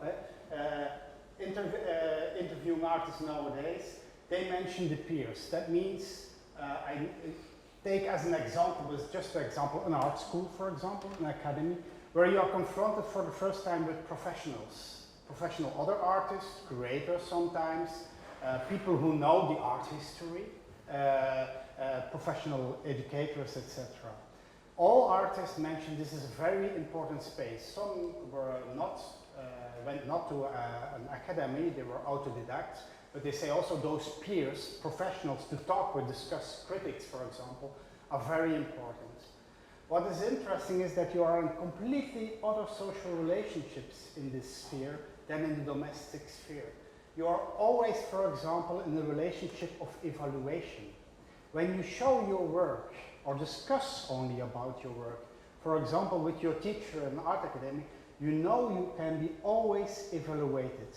Even when you are in an informal place at a pub drinking a beer with him or her, you know everything what I'm saying can be evaluated. It's a completely other relationship.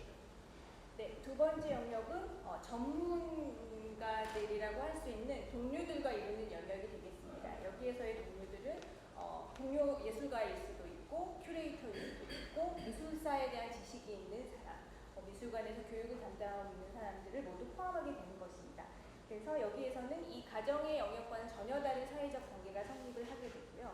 이 동료들과의 영역에서는 무엇보다도 중요한 것이 바로 늘 평가를 하고 평가를 받는다는 것입니다.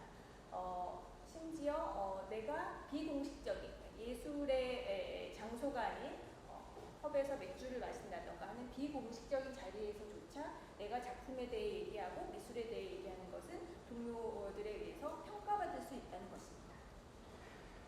And it's also a relation where most of the people who we interviewed mentioned that they were for the first time related with the art historical canon, the knowledge about their own profession, the knowledge about the history of the profession, but also about skills, etc.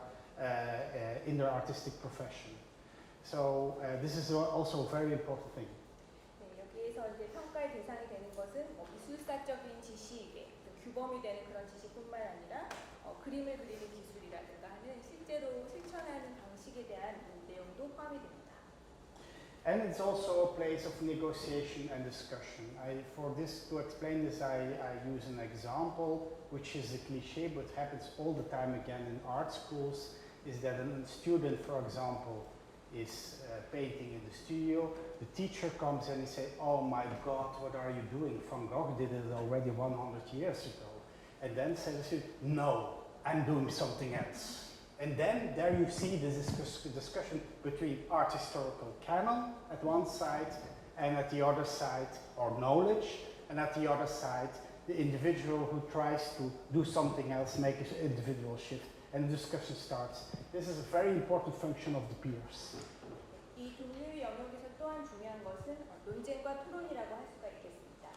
예술학교에서 흔히 벌어지는 그런 논쟁, 선생님의 어떤 학생이 그린 작품에 대한 선생님의 비판에 대해서 학생이 거기에 맞대응을 할 수 있는 여러 가지 미술사적 지식이라든가 미술적인 기술이라든가 그런 것에 대해서 논쟁하고 토론할 수 있는 그런 현상들이 일어난다는 것이 이 동료와의 영역에서 가장 중요한 요소 중에 하나라고 할 수가 있겠습니다.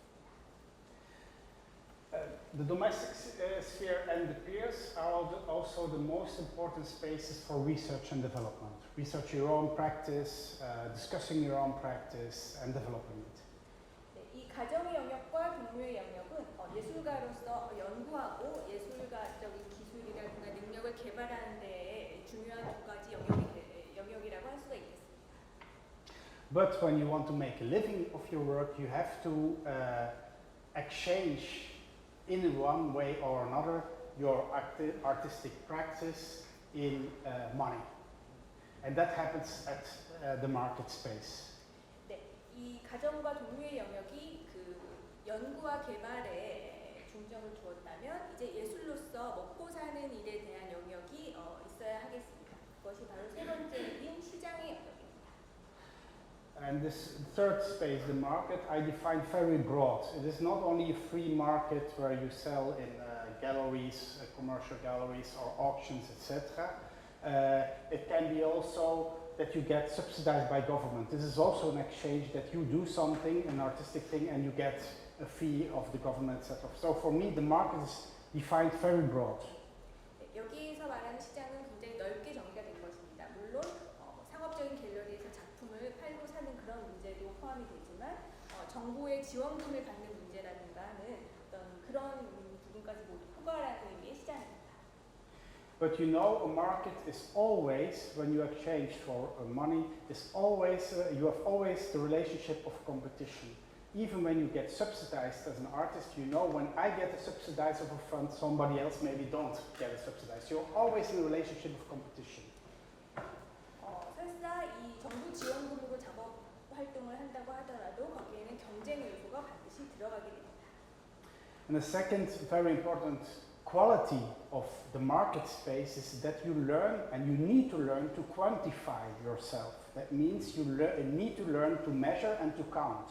How much time is necessary to make this artwork or to make this exhibition? You work to a deadline, for example. But also, how much money do I need to make an art constellation, etc. So you learn to count on the market.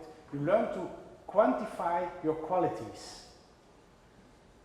이 시장의 요소의 두 번째 중요한 요소는 계량화를 할 수 있는 능력을 배워야 한다는 것입니다. 예술적인 질, 예술적인 품질을 소요 시간으로 계량화하고 데드라인에 맞춰야 하는 날짜로 카운트를 하고 하는 측정할 수 있고 양으로 표현할 수 있는 그러한 능력을 습득해야 합니다. So money is the central medium in this market space. And it's all about trade and exchange relationships. And that's why I use also the auction as a kind of ideal typical example of the market.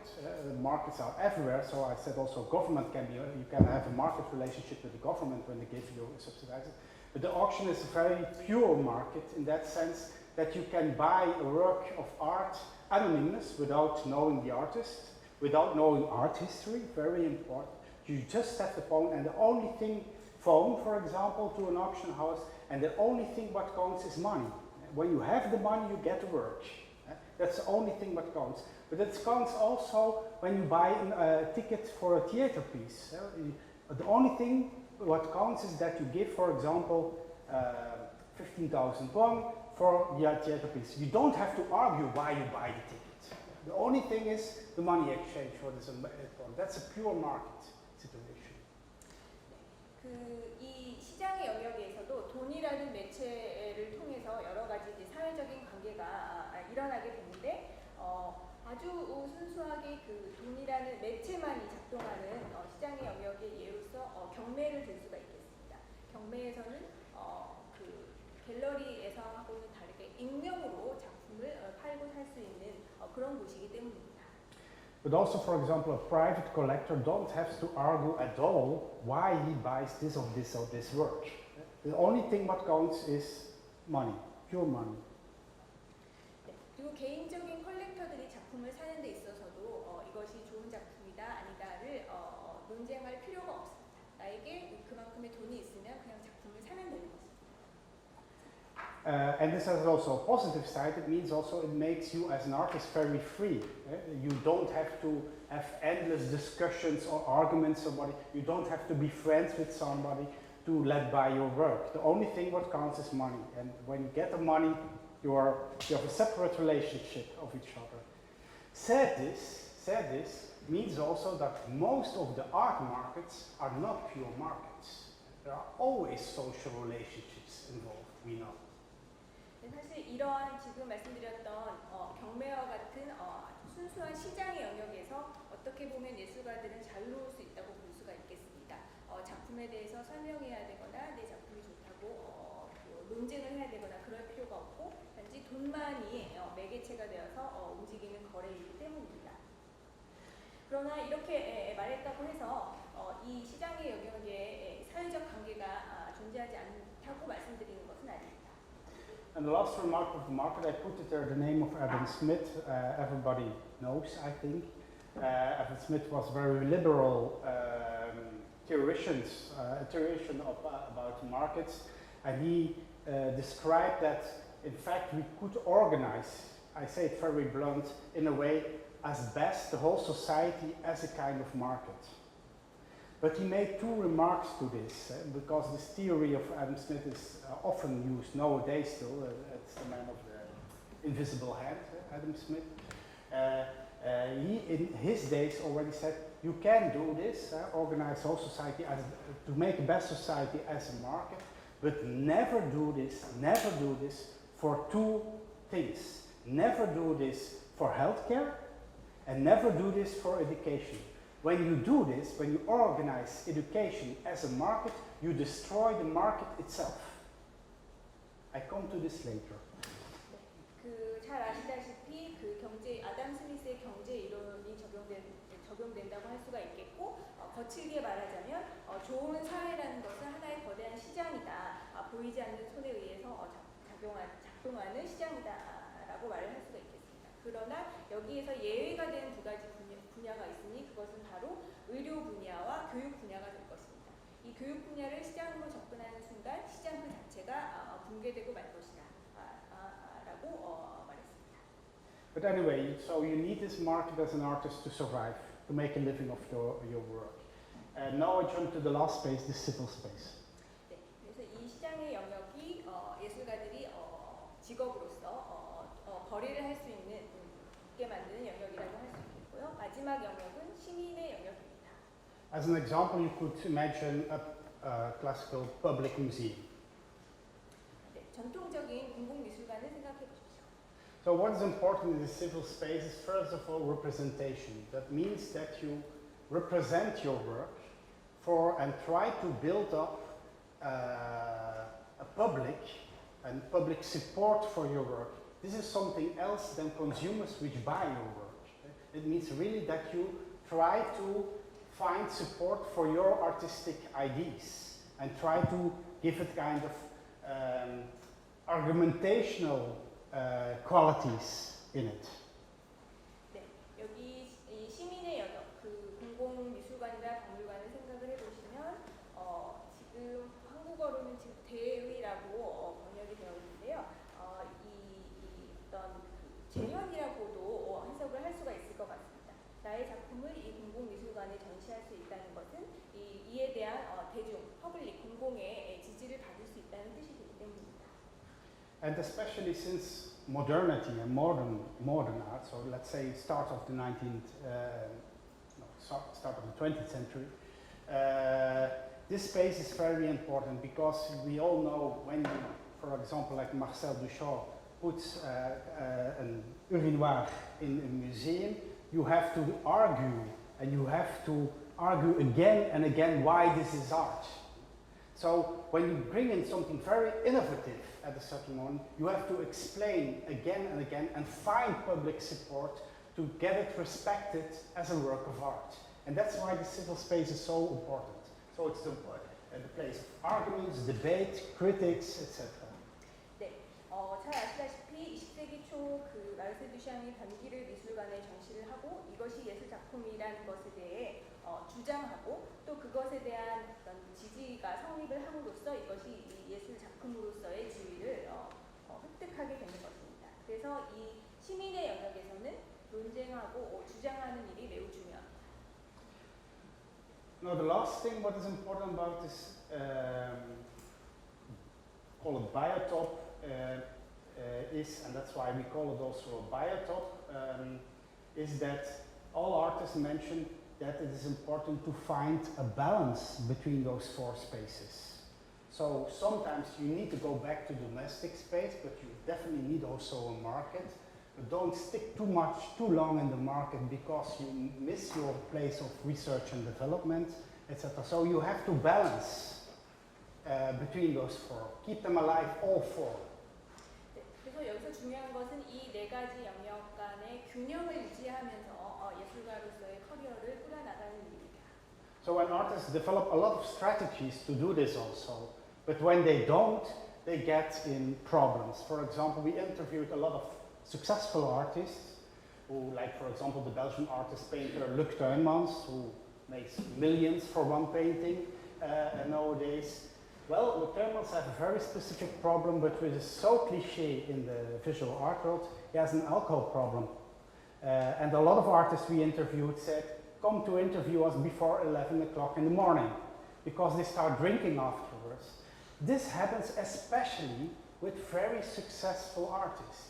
Why? they don't have the time to go back to the domestic space or the peers, and why I'll tell in a second. 네, 이 인터뷰한 예술가들이 이 네 가지 영역의 균형을 맞추기 위해서 여러 가지 전략을 구사를 하고 있습니다. 하는 것으로 나타났습니다. 그리고 이제 그 중에는 뭐 여러 가지 문제에 직면하는 예술가들도 있는데요. 성공한 예술가들 중에 한 명인 릭타이만 같은 경우에는 그 알코올 문제를 갖고 있어서 이 인터뷰를 하러 간다고 했을 때 11시 이전에 와야 일단 인터뷰할 수 있다. 그 이후로는 계속 술을 마셔야 되기 때문이라고 답을 했다고 합니다. 이런 문제를 이제 갖게 된 것은 이 도메스틱과 피어스 영역으로 돌아갈 수 있는 시간이 없을 만큼 성공한 예술가가 됨으로써 맞닥뜨리게 되는 문제라고 할 수가 있겠습니다. And drinking is only one thing, it can be also burnout, of course, we all know, depression, etc. A lot of, especially individual artists who work on the individual level, have those problems when they are very successful, and that's very interesting. And why is this now? Because when you are very successful a long time, you're only in the market space and in the civil space for a long time. That means also that you get kind of very strange, as Luc Tuymans told us, but also the Dutch painter Marlene Dumas, you get always around you kind of groupies, collectors who buy your work, curators who work with you, etc.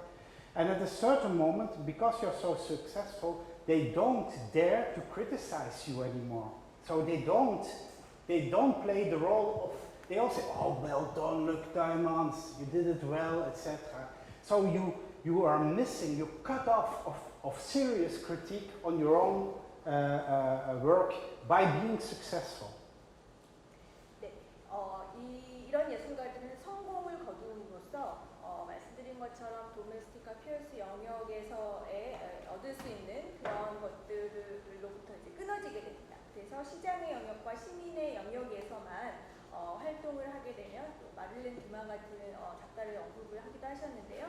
이 아래쪽 그 성공을 했기 때문에 오랜 기간 시장과 시민의 영역에서만 있게 되다 보면 진지하게 나의 작품을 비판해주고 이야기를 나누고 그래서 더 연구하고 개발할 수 있는 그런 여건에서부터 멀어지기 때문입니다.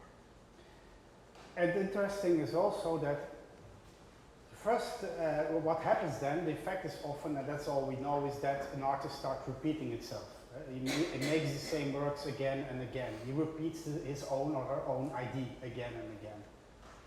성공한 시장의 영역에서 성공한 예술가가 되었다는 것은 그 시장에서 성공할 수 있는 같은 작품들을 끊임없이 재생산하는 결과로 이어지기 때문입니다.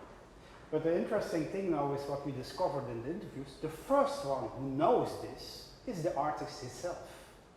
And that is so frustrating for an artist who is successful. He knows that he is repeating himself. He tries to get out, and it doesn't work because his head is not empty enough to do this and to make a kind of shift in his thinking. And then depression starts, alcoholic problems start, burnout starts, etc. 네, 그리고 이러한 문제들을 가장 먼저 발견하고 알게 된 사람은 예술가 자신이 되는 것입니다. 그래서 성공의 길을 갈 것인가 아니면 이 네 가지 영역의 균형을 맞출 것인가에 대한 고민이 시작되는 것입니다. But also, of course, I express now people who only stayed in the market too long or in the civil space and had no time anymore to go to research and development spaces. But also when you only stay, for example, in the domestic space, you are busy with creative therapy or creative work, but as a hobbyist, but it's not you are not a professional artist. So in that sense, there is also balance in the other way around necessary, of course. 네, 지금 시간 관계상 그 시장의 영역에서만 오래 머물렀을 때의 문제에 대해서 말씀을 드렸지만 당연히 이 저 도메스틱 영역, 가정의 영역에 오래 그냥 그곳에 안주하게 되는 경우에는 이 예술이라는 것이 취미에 그치거나 자기 치료에 그치거나 하는 문제가 생길 수 있는 겁니다. Or when you only stay in the press, you stay only endlessly discussing without making anything. 네, 이 동료의 영역에만 오래 머물게 될 경우에는 끊임없이 이 현학적인 얘기만 할 뿐 실제적인 작품으로 나올 수 없게 되는 것이죠. So again, and that's my final point also of today, is that those four spheres and the balance between those four spheres is very important nowadays still for artists on the individual level. 네, 이러한 네 가지 영역의 균형을 맞춘다는 것은 오늘날의 예술가들에게도 매우 중요한 문제입니다. So in their head, this is very important to find this balance between those four spaces. 머릿속에서는 이 네 가지 영역의 균형을 맞추는 일의 중요성에 대해서 알고 있습니다. I know I jump back in time to modern times and the vertical world. Those spaces in modern times, let's say starting from the 19th century until the 70s, 80s, were protected on a collective level by institutions. 네, 이 네 가지 영역에 대한 것이 개인적인 단계에서는 이렇게 정리가 되었다면 70년대, 19세기부터 70년대, 80년대에 이르기까지 이러한 네 가지의 영역은 제도적으로 굉장히 굳건하게 보호가 되었습니다. For example, I mentioned already the domestic space was protected by the institution family. 도메스틱 영역은 가족이라는 제도에 의해서 보호가 되었고요. What do I mean by this? For example, that a lot of artists, and they mention it also still in interviews, were supported the first 10 years of their career by their partner, financial way, but also in a mental way. So in that sense, this institution and having a strong family bond in a way, a partnership bond, can be also close friends. It's very important in building up an artistic career. 이 인터뷰한 예술가들의 상당수가 예술가로서의 커리어를 시작한 첫 10년 동안은 가족이나 파트너로부터의 지원으로서 그것이 유지되었다고 말했습니다. 이 여기에서의 지원이라 함은 정신적인 지원 그리고 금전적인 지원을 모두 포함하는 것입니다. So, and that's the main point. Let's say until the 70s, 80s, before this shift, those different spaces were protected on a collective institutional way. And this changes completely after the 70s, 80s. 네, 7, 80년대까지는 이러한 영역이 아까 말씀드린 것처럼 가족이라는 어떤 집단, 그 각각의 집단에 의해서 제도적으로 보호가 되었다면 초반에 말씀드렸던 어떤 그런 거시적인 사회적 변화에 의해서 이것이 전혀 다른 모습을 띠게 됩니다. But that's for the coming days. 네, 오늘은 일단 여기까지 강연 내용을 다루려고 합니다. Maybe when there are still questions or remarks or... 질문이나 의견 있으시면 주십시오.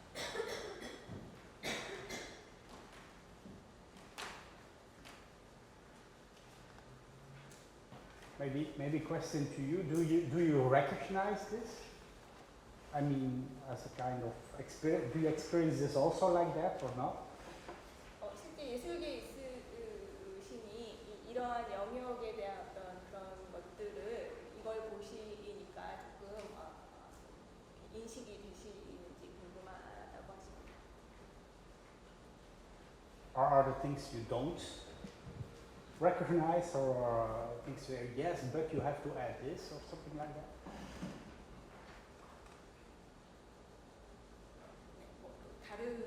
다르게 구분할 수 있겠다라는 생각이 드시는 분들이 있으신지도 궁금합니다. 네, 그러면은 이게 촬영부터 하였다고 하셨잖아요. 그때는 이런 전화처럼 알려주는 사진 관객이 여전히 모자시고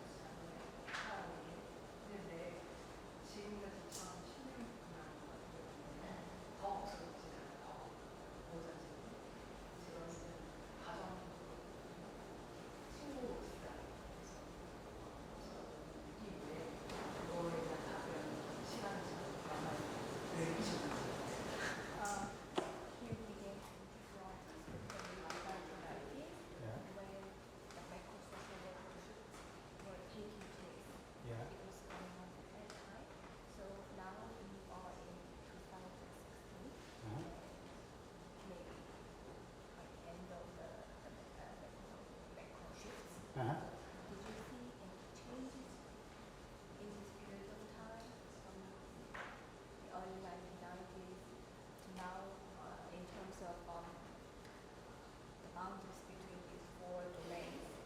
Yes, but that will be my story, the coming days. Indeed, sure, I see shifts. Also, how this completely not collapses, but becomes something different. It stays in the mind because we interviewed them now, whereas in the mind of artists that they need those spaces. But on an institutional level, there's a huge shift on this biotop, and that's the main shift, I think, for the artistic world. But that's for tomorrow or the day after.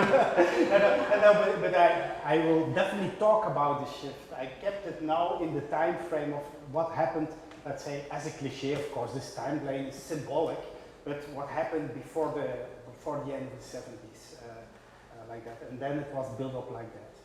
네, 내일 이어서 쭉 말씀드리겠지만 이러한 영역의 구분이 오늘날 완전히 붕괴된 것은 전혀 아니고요. 그동안에 일어났던 변화가 당연히 그 변화의 초기와 지금의 변화는 이 예술가들의 그 사고 방식에도 변화를 가져왔으리라고 당연히 생각을 하고 그 이야기는 내일 이어서 다시 하도록 하겠습니다. But for example, to give an answer to your question now, is we interviewed, for example, artists who finished their studies, like I said already, in 1975. Artists who finished their studies in 1991, just after the fall of the Berlin Wall, and artists who finished their studies in 2005. Their ideas of what, for example, institutions need to do for them is completely different between those generations. So you see also on that level shifts, but I come to this later, how they interpret it, how they feel about this, etc.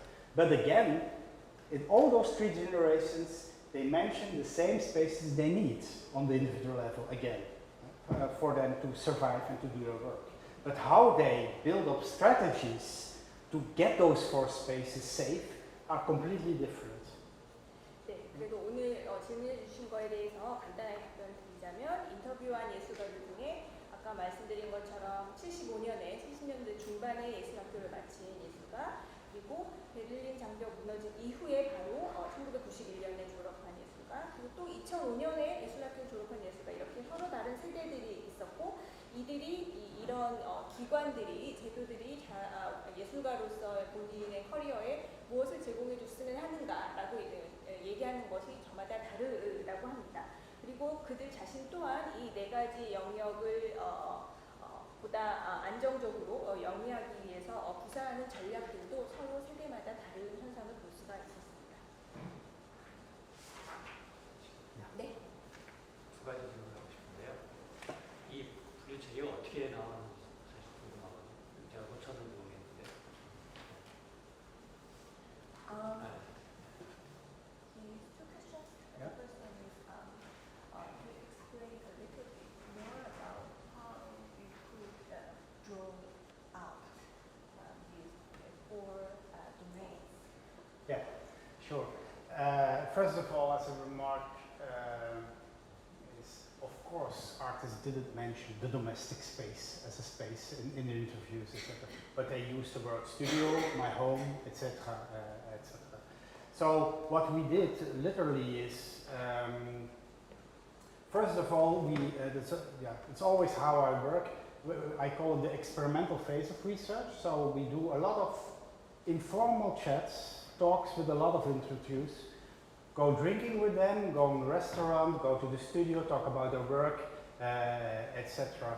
And in these talks, of course, we do, that's the first thing what we do. The second thing is what we do relate to those informal talks, based on those informal talks, making in-depth interviews. And these are interviews sometimes of 2 hours, but some were also 18 hours. It can go back and again to the artist, take them seriously. It's very important. And you make transcriptions of those things. So some transcriptions of interviews are 100 pages because it's a long time. And then you try to, when you have, let's say, 500, or no, In the beginning, not so much. 30 interviews. You scan them with words, search words. You can easily do this. Scan them on certain words they say. You try to look at if you can make clusters of those words, if they have the same meaning. That's the first thing.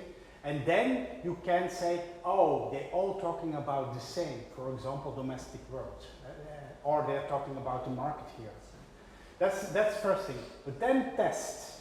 The second test is a huge survey, 1,800 artists in all over Europe. We sent them a survey with standard questions already related to those qualitative research, and we filled out for ourselves this domestic peers, etc., in this interview, and let them answer in a quantitative way. And again, we came to the results that they confirm, in a way, those spaces. Yeah.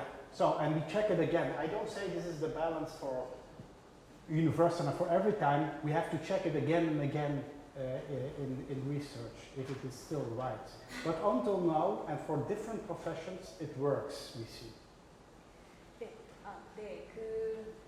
당연히 이 인터뷰한 예술가들이 인터뷰를 할 때 나는 도메스틱 영역이 필요하다 이렇게 말을 하지는 않았습니다. 당연히 자신만의 언어로 나의 스튜디오, 나의 작업실, 내 집 이런 식으로 이제 표현을 하게 되고요. 이 리서치의 어떤 그런 질문지를 구성하기 전에 약간 좀 실험적인 방법으로 비공식적인 대화의 시간을 많이 가졌다고 합니다. 대화라고 할 수도 있고 인터뷰가 아닌 뭐 그냥 일상적인 대화 혹은 수다 이런 시간을 갖고 이로부터 약간 좀 심도 있는 인터뷰를 이제 추출을 해내게 됩니다.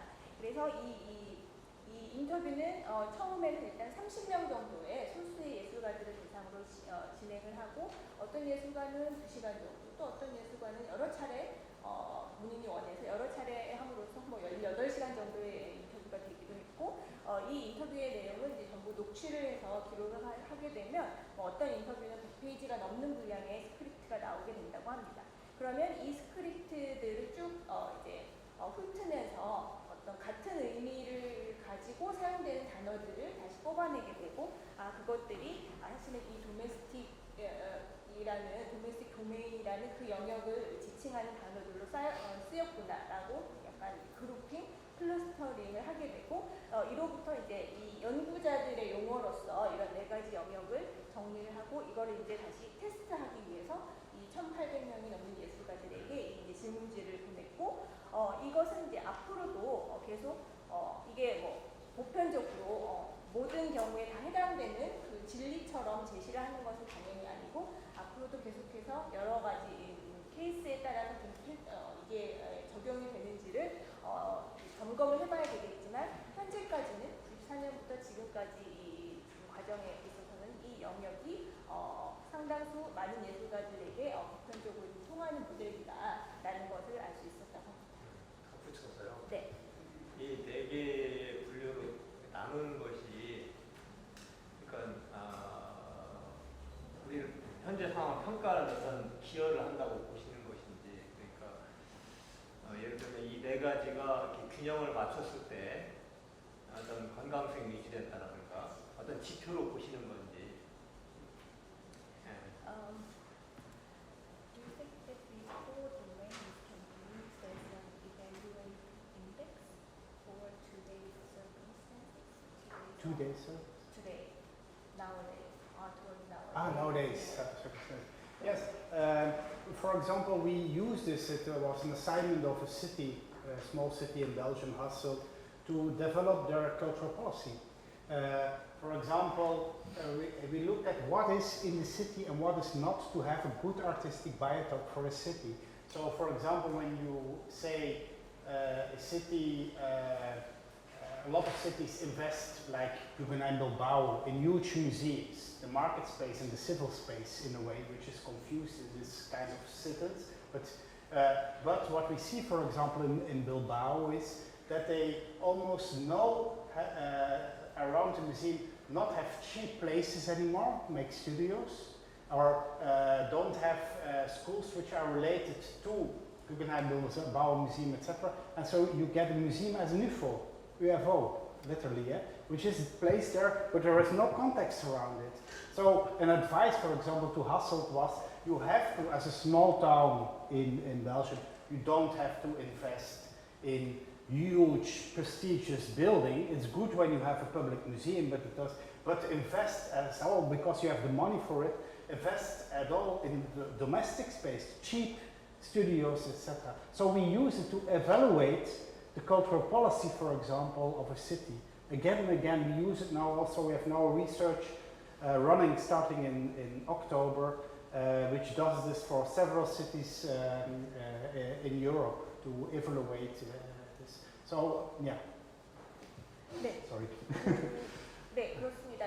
지금 이 네 가지 영역으로 유별한 이런 것들이 실은 어떤 도시의 정책을 만들어내는데 지표로서 평가 지표로서 이미 사용을 하고 있습니다. 그래서 예를 드신 것이 그 벨기에 조그만 학슬이라는 도시에서 미술관을 지으려고 할 때 이 지표를 이용해서 정책 위반자들에게 제안을 할 수가 있는 것인데요. 예를 들어서 구겐하임 빌바오 같은 경우에는 너무 유명한 큰 미술관이 들어오다 보니까 이 개별적인 예술가들이 스튜디오를 차릴 만한 집값이 적당히 저렴한 그런 곳들이 사라져버려서 아무런 이런 예술가들의 생활권, 이 네 가지 영역이 고루 들어갈 수 있는 맥락은 사라져버리고 구겐하임 빌바오라는 미술관 하나만 덜렁 들어서게 되는 그런 문제를 빗대서 이 새로운 미술관을 지을 때는 이 예술가들이 이 네 가지 영역의 균형을 맞출 수 있는 스튜디오도 저렴하게 차릴 수 있고 이제 그런 것들을 고려해야 된다고 제안을 하는데 평가 지표로 이미 사용을 하고 있고 10월부터 시작된 새로운 연구에서는 유럽의 다른 도시들의 어떤 이런 예술 관련된 정책에 어떤 지표로서 활용될 수 있는 그런 연구를 하고 있습니다. 제가 공교육에서 오랫동안 미술 기사를 해오다 보니까 느끼게 되는 건데 이렇게 딱 표를 보니까 이 공교육은 이 마켓하고 동료의 두 영역이 거의 없고 이 도메스틱하고 이쪽 시빌 영역만 이렇게 있는 것처럼 느껴지거든요. 그래서 공교육의 왜곡상이 그래서 그 왜곡이 심각한 것인가? 그런 생각 얼핏 들었습니다.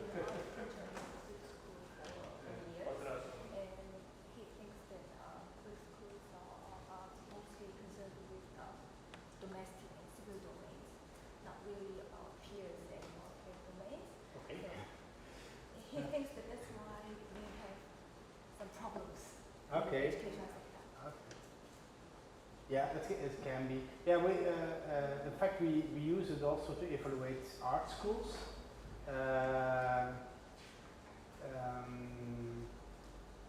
And also even museums.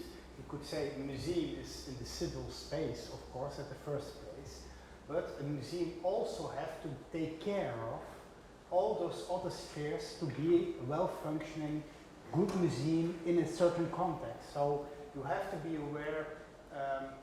I'm running forward now to the coming days, but for example, we saw in the city of Amsterdam that they invested the last 10 years enormous and prestigious buildings, but the artists are running out the city. They are going, so they are, the museums themselves are destroying the humus, the ground where they stand on, by making the ground and the buildings in their neighborhood very expensive, that no artist anymore can pay this place. So that's how we look at it and evaluate also policies, etc. And then the policy has to balance, or an institution has to balance. And can be also definitely for an art school. But it's very strange that you say that there is no, that means that there is no peers in your art school. That would be very strange, no? 말씀하신 것처럼 그런 문제일 수 있겠다고 보입니다. 왜냐하면 공공미술관 같은 경우에도 대체로 이 시리의 영역, 시민의 영역에서 작동을 하는 기관이기 때문에 다른 쪽은 시장이라든가 그런 쪽은 좀 간과하기가 쉬운데 사실은 이 미술관이라는 그 시민의 영역에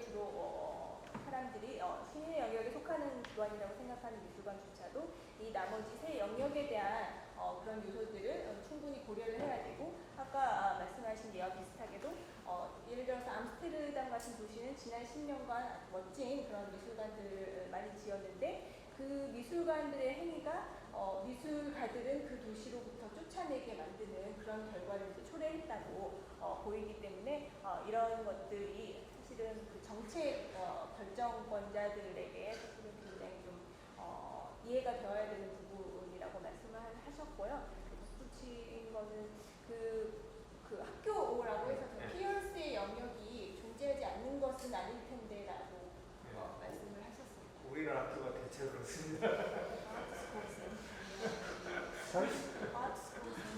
안타깝게도. Okay. But I recognize what you say in that sense that we had this also, let's say, certainly in Belgium and the Netherlands until the 1980s, that in art schools there were a lot of what I call frustrated artists.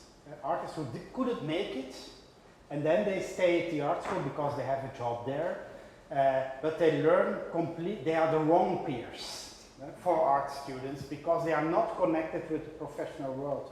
But then there was maybe a shift somewhere in art education, but the shift went also completely to the other side nowadays. Certainly in the Netherlands, we see a lot of art schools or teachers are stressing cultural entrepreneurship, artistic entrepreneurship, so they are completely orientated to the market and have no respect anymore for domestic sphere and even not for peers quality. So there is also kind of again a disbalance in those art schools.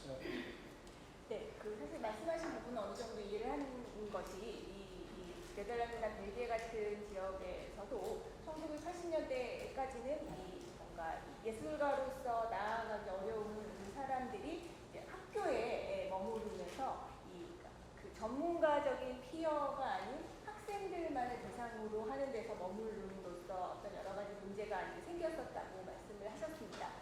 이제 그러던 것이 이제 이런 것의 문제를 이제 인식을 하고 해결 방법을 찾아가던 그 과정에서 그 방향이 최근에는 전혀 다른 방향으로 어떤 그 말씀하신 그 문화적인 기업, 비즈니스 그런 쪽으로 방향이 전혀 다르게 지금 방향을 틀어서 전개가 되고 있다라는 말씀을 해주셨습니다.